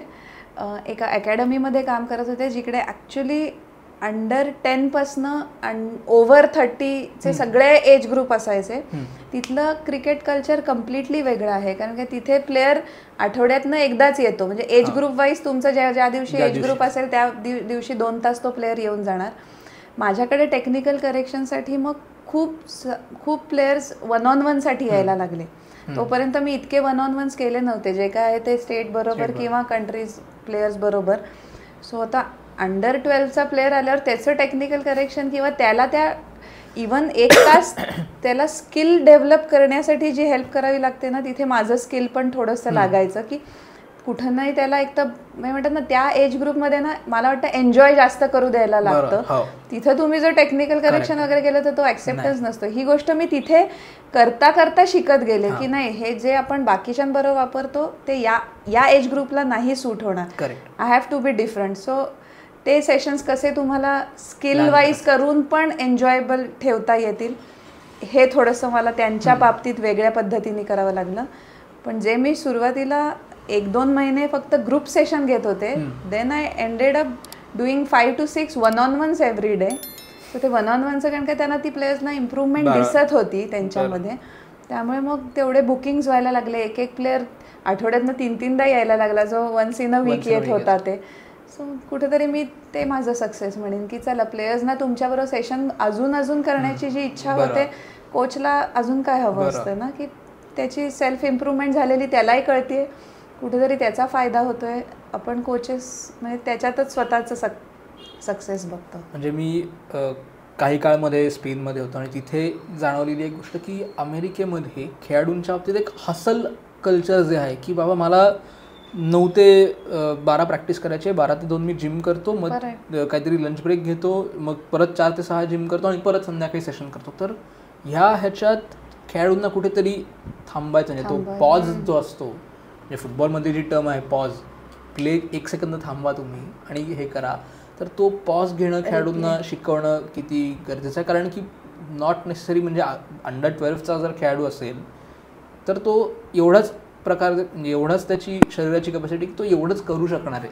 तर हे त्यांना शिकवणं कितपत गरजेचं आहे. मला वाटतं ही गोष्ट ना प्लेयर्सपेक्षा जर आपण पालकांना शिकवली ना तर गोष्टी इझी जास्त होतील. म्हणजे जेवढं मी पाहिलं ना, मी मगाशी म्हटलं तसं की पालकांचंच प्लेयर्सच्या प्रती इतकं जास्त डेडिकेशन दिसतं किंवा त्यांच्या अपेक्षा इतक्या जास्त वाढल्या आहेत ना आजकाल. कारण की तिथे पण आता मेजर लीग मायनर लीग सुरू होत आहेत ना. सो तुम्ही हे नाही बघत आहे तुमचा प्लेअर म्हणजे तुमचा मुलगा मुलगी किती वर्षाचा आहे. तुम्ही स्ट्रेट अवे जी काय स्वप्न बघताय किंवा दाखवताय ती डायरेक्ट खूप मोठी आहेत. म्हणजे let's go step by step. ती प्रोसेस त्यांना एन्जॉय करू देत आणि मग ते सक्सेस ऑटोमॅटिकली मिळणार आहे. तुम्ही डायरेक्ट सक्सेसच्या मागे लागलात ना तर तुमच्या हातामध्ये म्हणजे स्वप्न बघितली जात आहेत का स्वप्न लादली जात आहेत. करेक्ट, लादली जात आहेत. हा एक अनफॉर्च्युनेटली म्हणजे म्हणतात ना माझ्या दृष्टिकोनातनं असं वाटतंय की ही गोष्ट कुठेतरी थांबवली पाहिजे की तुम्ही लादू नका. तुमच्या अपेक्षा ज्या गोष्टी म्हणजे तुम्ही प्लेअर होतात मान्य आहे, तुम्हाला ते इंडियामध्ये राहून नाही मिळालं, आता तुम्ही तिथे सेटल झालायत आणि तिथे कॉम्पिटिशन कमी आहे म्हणून डायरेक्ट तुम्ही तुमची स्वप्न मुलांवर लादताय. हे कुठेतरी थांबवा.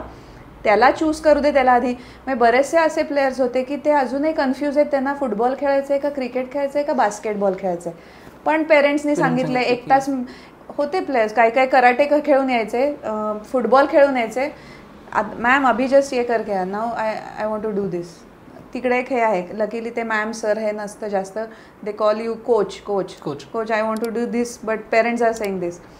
कुठेतरी मग थोडंसं वाईट वाटतं की नाही या गोष्टी लादल्या जात आहेत. मग अशा लादलेल्या गोष्टींवर तुम्हाला किती बेस्ट रिझल्ट मिळेल याच्याबद्दल मला थोडी शंका आहे. येस, म्हणजे तुम्ही आत्ता अमेरिकेतले मायनर लीग आणि मेजर लीग म्हटलं तर सौरभ नेत्रावळकर जो मुंबईचा खेळाडू होता, भारतासाठी 2010 अंडर 19 वर्ल्ड कप तो खेळला म्हणजे के.एल. राहुल बरोबर. तर तो आता अमेरिकेकडनं T20 वर्ल्ड कप खेळतोय. त्यांचा लेफ्ट आर्म पेसर आहे, तो वन डेमध्ये त्यांचा कॅप्टनही होता. तर त्याची मुलाखत स्पोर्ट्स कट्टावरती आहे, तीही तुम्ही बघा. तर तेवढ्यात तो एक प्लग मला करता आला. पण ह्या अमेरिकेत तुम्ही 1 वर्ष होता, तिथून मग परत आल्यावरती एक जी गोष्टीची मागणी सातत्याने होत होती त्याच्यात काही प्रमाणात काय एक्झिबिशन गेम्स म्हणा आपण होत होत्या महिलांच्या IPLच्या प्लेऑफच्या आधी. करेक्ट. पण त्यानंतर T20च्या T20 चॅलेंज म्हणजे वेलॉसिटी, ट्रेल ब्लेझर्स आणि सुपरनोवा या ज्या टीम्स करून ठेवायच्या. पण विमेन्स प्रीमियर लीग जी आली आहे WPL, तर त्याच्यात त्यांनी कितपत फरक पडलाय आणि पडणार आहे महिलांच्या क्रिकेटसाठी या बाबतीत म्हणजे चांगलं भाष्य मी करू शकेन. कारण काय लकीली अमेरिकेतनं परत आल्यानंतर मला पहिल्याच वर्षी हे सुपरनोवा वेलॉसिटी हे जे T20 चॅलेंजेस व्हायचं त्याच्यात मला वेलॉसिटी टीम मिळाली होती ॲज अ हेड कोच आणि पुण्यात सगळ्या मॅचेस होत्या. सो एकतर त्याच्या आधी 3 वर्ष मी बांगलादेशला होते, मध्ये करोनाचं 1 वर्ष गेलं आणि नंतर 1 वर्ष US ला. त्यामुळे माझ्याकडे विमेन्स क्रिकेटचं इंडियातलं 5 वर्षाची अशी मोठी गॅप पडली होती माझ्यासाठी की मी इंडियात क्रिकेट बघितलं नव्हतं किंवा मुलींचा प्रोग्रेस ऐकून होते की आता अंडर 19 प्लेयर्स पण असे मारतात हे करतात वगैरे. मला सांगते की आपल्या गौंजेवर या सगळ्या मॅचेस झाल्या होत्या. ज्या पद्धतीने आपल्याला रिस्पॉन्स मिळाला होता म्हणजे नाही म्हटलं तरी रोजच्या मॅचेसना 30-35,000 हे येत होते पब्लिक येत. ॲब्सोल्युटली. सो तिथेच कुठेतरी वाटलं की दिस इज द राईट टाइम की जेव्हा BCCIने आपले WPL सुरू करावं. कारण काय बऱ्याच वर्षापासून चाललं होतं आता सुरू होईल. सो तो एक गोष्ट मला 2022 बघायला मिळाली होती की yes I think BCCI 6 teams घेऊन WPL सुरू करेल तर खूप मोठं सक्सेस मिळेल. कारण का या 3 मॅचेससाठी पण पब्लिक कुठनं येत आहेत. सो ते बघितल्यानंतर एक खुशखबर होती की व्हेरी नेक्स्ट इयर आपलं WPL आलं आणि तिथे जो रिस्पॉन्स मिळाला आय एम टेलिंग यू. आणि ज्या पद्धतीने मुलींनी आपली इम्प्रूव्हमेंट केली आहे दिस इज वास्ट. लाईक नाही तर पूर्वी असायचं की प्रत्येक टीममध्ये एखादा कोणतरी असा मारणारा वगैरे असायचा. आता म्हणजे बघावी तर लिटरली नंबर 10-11 प्लेअरला पण 6 मारायचीच असते आणि ती शिकायची असते. तो जो इंटरेस्ट तो एक जो हे मानसिकता बदलली आहे ना विमेन्स क्रिकेट इवन विमेन्स क्रिकेटरची आणि वुमेन्स क्रिकेटकडे बघणाऱ्या लोकांची ही खूप महत्त्वाची होती आणि ती आता WPL मुळे सुरू झाली आहे. येस, म्हणजे तुम्ही मुंबई इंडियन्ससाठी परत असिस्टंट कोच आणि बॅटिंग कोच होतात, तर चार्लेट एडवर्ड बरोबर तुम्ही काम केलं. तर आणि पहिल्याच सीझनला म्हणजे पहिल्या 2 मॅचेस बघून हे कळलं होतं की मुंबई विरुद्ध दिल्ली ही फायनल होणार आहे. म्हणजे हे स्पष्ट दिसत होतं. परत शुगर कोट करण्यात काही अर्थ नाही. तर तो अनुभव कसा होता की ज्यावेळी म्हणजे IPL ज्यावेळी पहिल्यांदा आला त्यावेळी ह्याचं क्रेज होतं की अरे सचिन तेंडुलकर बरोबर सनथ जयसूर्या ओपनिंगला येतोय किंवा हरभजन सिंग आणि रिकी पॉन्टिंग हे एका टीममध्ये आहेत. तसं म्हणजे हरमनप्रीत बरोबर बाकीच्या देशांमधल्या खेळाडू खेळणार आहेत. तर तो एक अनुभव कसा होता ज्यावेळी मिक्स ड्रेसिंग रूम असते? त्याची सुरुवात मी म्हणेन तुला की ऑक्शनपासून ॲक्च्युली झाली. ऑक्शनच्या वेळेस शॅलेट बरोबर किंवा झुलन बरोबर जास्त वेळ आम्हाला म्हणजे घालवता आला, ज्याच्यामध्ये आपल्या कोचेसची मेंटॅलिटी पण म्हणजे आपण आता 4 डिफरंट हे, कारण काय फिल्डिंग कोच पण आमचा इंग्लंडमधनं होता. सो 2 इंडियन कोचेस आणि आय गेस मुंबई इंडियन्सचा एक असा स्टाफ आहे जिकडे सगळे फिमेल कोचेस आहेत. सो 2 इंग्लंड फिमेल कोचेस आणि 2 इंडियन फिमेल कोचेस यांचा जो संगम एक होता. थोडं मलाही आधी वाटलं होतं की I am working with 2 legends, म्हणजे शॅलेट ऑफकोर्स इंग्लंडची लेजंड आहेच आहे आणि झुलन आपल्या इथली. So it will be a difficult journey. पण नाही, दोघींनी म्हणजे प्रत्येकाने आपापले रोल ॲक्च्युली समजले ना आणि त्याची रिस्पॉन्सिबिलिटी घेतली.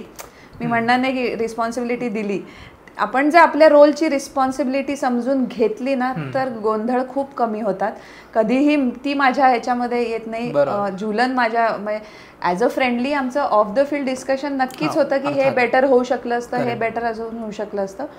पण गडबड म्हणजे म्हणतात ना की तेव्हा सुरू होते जेव्हा तुम्ही तुमची जबाबदारी विसरता आणि दुसऱ्यांच्या म्हणतात ना की गोष्टींमध्ये करेक्ट ते आमचं झालं नाही.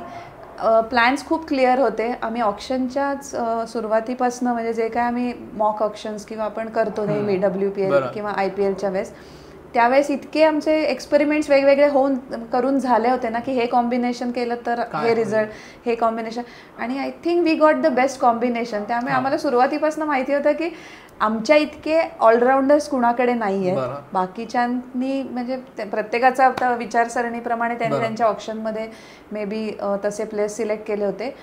But we have 4 top best allrounders of India, sorry of world, आणि त्याच्यात इंडियाचा कॅप्टन लीड करणार आहे इथे. तर मग काही डाऊटच नव्हता. वी वर व्हेरी म्हणतात ना it is not a cake like smooth cake walk, but we knew it की this will be the result, की आम्हाला गोष्टी जमून आलेली. ॲब्सोल्युटली ऑप्शन पासूनच आम्हाला माहिती होतं की हे असं होणार आहे. बॅटिंग ऑर्डर फार खालीपर्यंत येणार नाही आहे, चान्सेस खूप कमी आहे की ॲमेलिया नंतर मॅक्स टू मॅक्स पूजा वस्त्र करा. त्यामुळे मलाही ॲज अ बॅटिंग कोच पहिल्या वर्षी काहीच त्रास झाला नव्हता. त्रास सुरू होतो त्याच्यानंतर actually. To reach there is like very easy, to be there is like very difficult task, which happened maybe second year. ती कितपत ती डिसअपॉइंटमेंट काय होती की फायनलला पोहोचू शकलो नाही? अगेन मी म्हणेन कुठेतरी थोडंसं तुम्हाला तुमच्या प्रिपरेशनपासून एक आयडिया येते की गोष्टी ठीक होत नाही आहेत. बऱ्याच गडबड, बऱ्याच गोष्टी म्हणजे not just on the field, of the field पण अशा बऱ्याच गोष्टी थोड्याशा अपसेट करणाऱ्या किंवा काहीतरी नाही चुकीच्या होत होत्या. हे जाणवत होतं कुठेतरी की नाही हे ठीक नाही होते, हे काहीतरी गडबड होतीये, we have to correct that. अशा काही गोष्टी होत गेल्या. प्ले ऑफपर्यंत पोचलो नक्की, पण म्हटलं तसं ती डिसअपॉइंटमेंट खूप मोठी होती. कारण काय ऑन पेपर आम्हीच तरीही स्ट्रॉंग दिसतच होतो. RCB कुठनंही वाटलं नव्हतं. म्हणजे hats off to Smriti and her captaincy and the staff and the players की दे वन द चॅम्पियनशिप. पण of course on the paper Mumbai Indians किंवा DCच स्ट्रॉंग वाटत होतं, but they turn the table. म्हणजे जे त्यांनी आपण गप्पा मारतो त्यावेळी करून दाखवलंय. तर म्हणजे पहिल्या वर्षी फक्त मुंबईमध्ये WPL झालं, एंट्री फ्री होती, लोकांचा तुफान प्रतिसाद मिळाला. दुसऱ्या वर्षी बंगलोर आणि दिल्लीमध्ये स्पर्धा झाली. तर तो एक म्हणजे ऑलरेडी वी कॅन सी की इट इज ग्रोईंग. आणि म्हणजे परत मी स्पेनमधल्या माझ्या रेफरन्सला जातो की तिथेही वन ऑफ द प्रोफेसर्स जे होती, जी फिमेल फुटबॉल प्लेयर्स त्यांची ती एजंट आहे. म्हणजे ती पहिली फिमेल एजंट आहे स्पेनमधल्या, म्हणजे विमेन स्पेसिफिक, ती फक्त विमेन ॲथलीटशी डील करते. तर तीही म्हणते की महिलांच्या स्पोर्ट्ससाठीची डिमांड वाढते आता. करेक्ट. लोकांना बघण्यात इंटरेस्ट आहे. करेक्ट. तर ते तुम्हाला कुठेतरी जाणवतंय बाहेरून बघताना किंवा आतूनही टीमचा पार्ट असताना? मी फक्त क्रिकेट म्हणणार नाही, पण ओव्हरऑल सगळ्याच स्पोर्ट्समध्ये इक्वल म्हणतात ना जे ट्रीटमेंट किंवा ह्या गोष्टी महिलांसाठी व्हायला लागल्यात, which is a very good thing.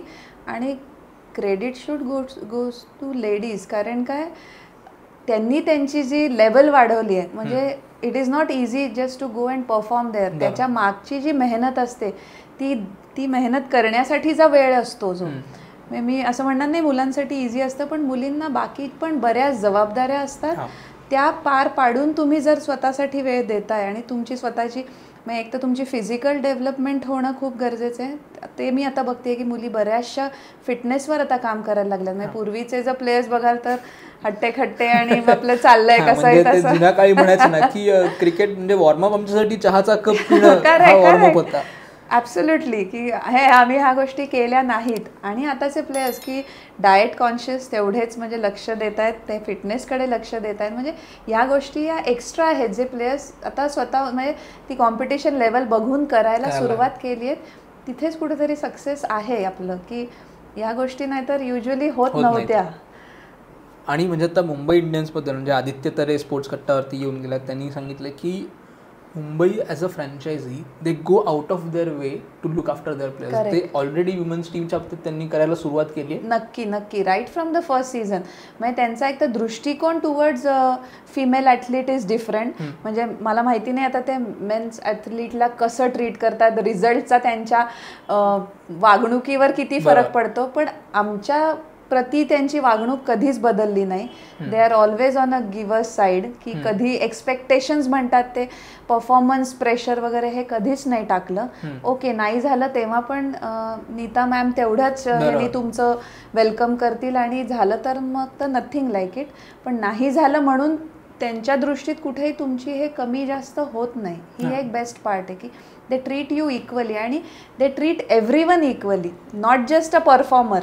पण जर कोणी नॉन परफॉर्मर असेल, जर कोणी 11च्या बाहेर बसणारा असेल, त्यांचा पण तेवढाच रिस्पेक्ट होतो जेवढा तुमच्या कॅप्टनचा किंवा तुमच्या हेड कोचचा होत असेल. This is I guess the best part about Ambanis, I must say. म्हणजे ते जे आहे, म्हणजे आता आदित्य तरी हे म्हटलं की तुम्हाला जर का प्रॅक्टिस सेशन करायचं असेल, तुम्ही मुंबईचा पार्ट असाल, तर they will go out of their वे की बाबा तुला प्रॅक्टिस सेशन कुठे करायचं आहे, इथे करायचं आहे, तुला संध्याकाळी करायचं आहे. They will provide you with the best facilities, year round medical help.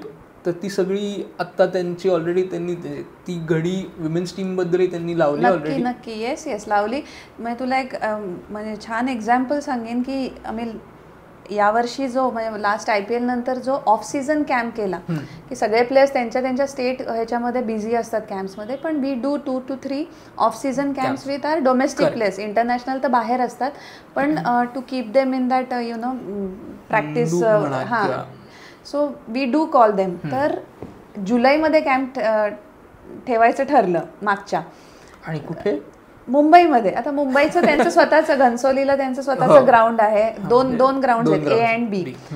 So phone आला की जुलै दे का, किरण सर थोडं बघतात इतर वेळेस, तर सरांचा फोन आला की कॅम्प करूया 10 जुलैपासून. मी म्हटलं सर मुंबईमध्ये कॅम्प इतक्या पावसाळ्यामध्ये, तू ये ग तुला मॅजिक दाखवतो. I still remember his words, तू ये ग तुला मॅजिक दाखवतो. यू वोंट बिलीव्ह, कोणालाही मुंबईत काय आत्ता ऑल ओव्हर इंडियामध्ये जर पावसाळा असेल तर इंडोर म्हणजे इंडोर फॅसिलिटी ॲस्ट्रोटर्फ वगैरे आहे. आम्ही तिथे मेन A ग्राउंडवर सेंटर विकेटवर जिकडे ते पूर्ण कव्हर करतात आणि we are practising on those 5 wickets.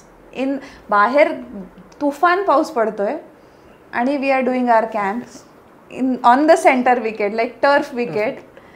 Of course wicket plays differently, पाऊस बाहेर पडतोय त्याचा ऑफकोर्स त्या विकेटवर फरक पडतो, पण ग्राउंड्समॅन पण इतके भारी एफर्ट्स घेतात to maintain that wicket throughout the monsoon year. Yes of course. आणि हे फक्त मुंबई इंडियन्सच्या प्लेयर्ससाठी नाही आहे. आज कोणी पण त्यांना अप्रोच करा मुंबई इंडियन्सला, तू दुसऱ्या फ्रँचायझीचा कोणी त्यांना अप्रोच करूया, just because that player is from India. ते लोक त्यांची फॅसिलिटी अवेलेबल करून देतात. मला बरेचसे असे प्लेयर्स म्हणजे जे बाकीच्या फ्रँचायझीसाठी खेळत आहेत मला माहिती आहेत की जे ऑफ सीझन तिथे जाऊन प्रॅक्टिस करतात. भर पावसात तुमची व्यवस्थित क्रिकेट प्रॅक्टिस चालू असते. एवढा मोठं ते म्हणजे अंडर हे ठेवतात. आणि असेही हे आहेत की म्हणजे मेन्स टीम सीझन चालू व्हायच्या आधी एकदा अँटिलावरती जातात, तिथे त्यांचं हे. तर तुम्हाला ती संधी मिळाली असेलच? खूप वेळेस मिळाली. म्हणजे आमचे ऑप्शन जे पहिल्या वर्षापासून पण जे झाले ते नेहमी अँटिलावरचं. सुरुवातीचे 7-8 दिवस अँटिलाला गेलो होतो. ऑप्शन नंतर मग जेव्हा टीम येते तेव्हा एकदा त्यांचं नक्की. मला आठवते लास्ट इयर आम्ही गुढीपाडव्याला अँटिलाला जेवायला गेलो होतो. सो तो अनुभव म्हणजे तो काही किस्सा आहे सांगण्यासारखा? म्हणजे कारण तिकडे प्लेयर्सचा पण तिथे काहीतरी फन सेशन होतं असं खबर आलेली आहे माझ्या कानावर. नक्की होतं त्यांच्या म्हणजे त्यांचं स्वतः अँटिला म्हणजे सगळ्याच गोष्टींनी परिपूर्ण अशी एक जागा आहे. सो त्यांचं स्वतःचं होम थिएटर आहे. सो तुम्हाला कोणता ॲज अ टीम बॉन्डिंगसाठी कोणता मूव्ही बघायचा असेल तर तो तिथे दाखवला जातो. नाहीतर मग त्यांचे आहे ना फन गेम्स सगळे. ते जसं आपल्याला मॉलमध्ये वगैरे बघायला मिळतात एक सेपरेट सेक्शन आहे. आम्ही आत्ता या WPLच्या अगोदर पण म्हणजे बँगलोरला जायच्या अगोदर आम्ही तिथे गेलो होतो.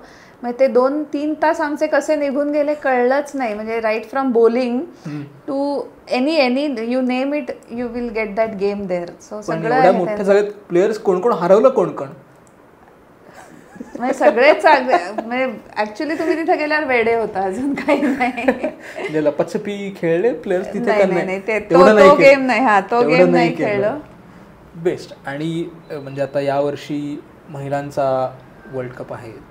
टीम काय आफ्रिकेची टूर आहे. आणि आता म्हणजे 2023च्या शेवटी टीमच्या 2 फुल सिरीज झाल्या, इंग्लंड आणि ऑस्ट्रेलिया. तर आत्ताच्या महिलांच्या फुल सिरीज होत आहेत म्हणजे टेस्ट, वन डे, T20 या होणं किती गरजेचं आहे? आणि म्हणजे आत्ता BCCIने जे एक 4 मेंबरची जी कमिटी हे केली म्हणजे राहुल द्रविड, VVS लक्ष्मण, अजित अगरकर आणि अभय कुरुवाला, त्यांनी त्यांच्या रेकमेंडेशनमध्ये म्हटलं की महिलांचं मल्टी डे क्रिकेट होणं गरजेचं आहे त्याच्यासाठी. तर तो जो शिफ्ट झाला आहे की विमेन्स क्रिकेटच्या दृष्टीने म्हणजे तुम्ही एक टेस्ट मॅच खेळलात, आताच्या मुलींना एकपेक्षा अधिक टेस्ट मॅच म्हणजे 10 दिवसाच्या अंतरात 2 टेस्ट मॅच खेळायची संधी मिळाली. तर हा बदल तुम्ही कशा दृष्टिकोनाने बघता? जसं या कमिटीने सजेस्ट केलं की मुलींसाठी पण मल्टी डे गेम्स असावेत. सो ॲक्च्युली ते खूप फायद्याचं आहे. कारण काय प्रत्येक फॉर्मॅट तुम्हाला काही ना काहीतरी शिकवून जातो. तुम्ही जेवढे शॉर्टर फॉर्मॅट खेळतात तुम्ही कुठेतरी पेशन्समध्ये लॅक करता असं मला वाटतं. आणि प्रत्येक वेळेस मग तुमच्या गेममध्ये त्याचा फरक दिसून येतो. मल्टी डेज फॉर्मॅट मी आजही एन्जॉय करते, though it wasn't my cup of tea. पण तो जो तुम्हाला पेशन्स देतो किंवा तो जो तुम्हाला गेम रीडिंग सेन्स देतो, कारण की प्रत्येक सेशन वाईज तुमचं टॅक्टिक्स बदलतात, तुमचं त्याप्रमाणे तुम्हाला म्हणतात ना की way of looking at that game change होत जातं. ही गोष्ट फक्त मल्टी डे गेम तुम्हाला शिकवू शकतो. सो ही जर तुम्हाला एक म्हणतात ना की खेळायची जर तुम्हाला सवय लागली तर मग T20 किंवा वन डे तुमच्यासाठी खूप इझी होऊ शकेल. पण तेच तुम्ही फक्त T20 खेळायला लागलात ना तर तुम्ही थोडं पेशन्समध्ये लॅक करता किंवा गेम रीडिंग जो सेन्स असतो तुमचा तो थोडासा कुठेतरी मागे पडतो असं मला वाटतं. आणि म्हणजे शेवटाकडे येताना T20 वर्ल्ड कप बांगलादेशमध्ये होणार आहे, तर तुमचा काही प्लॅन आहे जायचं तिथे? टीम बरोबर जायला तर नक्कीच आवडेल, पण अदरवाईज बांगलादेशमध्ये परत जायला आणि मॅचेस बघायला नक्कीच आवडेल. कारण की जेव्हा मी माझा डेब्यू इंडियासाठी ॲज अ कोच केला होता, it was world cup 2014 in Bangladesh. So असं वाटतंय की 10 वर्षांनी वापस तिकडे एक सर्कल कम्प्लीट होत आहे. I don't know I will be the part of that or no, पण येस सपोर्ट पूर्ण राहील इंडियन टीमला. आणि कुठेतरी आपण म्हणतो ना आपण तिथपर्यंत पोहोचतोय, पण तिथे गेल्यानंतर ती शेवटची उडी आपली तेवढ्या स्ट्रॉंगली होत नाहीये. सो माझे तर बेस्ट विशेस टीमसाठी की अमोलच्या गायडन्स अंडर टीम नक्कीच चांगलं करेल असं वाटतंय. म्हणजे 2014 वर्ल्ड कप तुम्ही म्हटलात त्यावेळी म्हणजे सोनिया डबीर आपल्याकडे तिने पाकिस्तान शेवटची मॅच पाकिस्तान खेळली होती, तर तोही एपिसोड तुम्ही नक्की बघा. आणि 2 गेले म्हणजे 2021 म्हणजे वर्ल्ड कप 20 मध्ये कोविड व्हायच्या जस्ट आधी म्हणजे 8 मार्चला विमेन्स Day, डेला okay. MCG अख्खं भरलं होतं इंडिया ऑस्ट्रेलिया yes, फायनलच्या ऑस्ट्रेलिया, दृष्टीकोनातून. ती एक कुठेतरी आपल्याकडे जे आपण म्हणतो म्हणजे इंग्लंडच्या अगेन्स्ट जे काय 210 चेस करताना 193 वरनं आपण मॅच थोडक्यात हरलो होतो.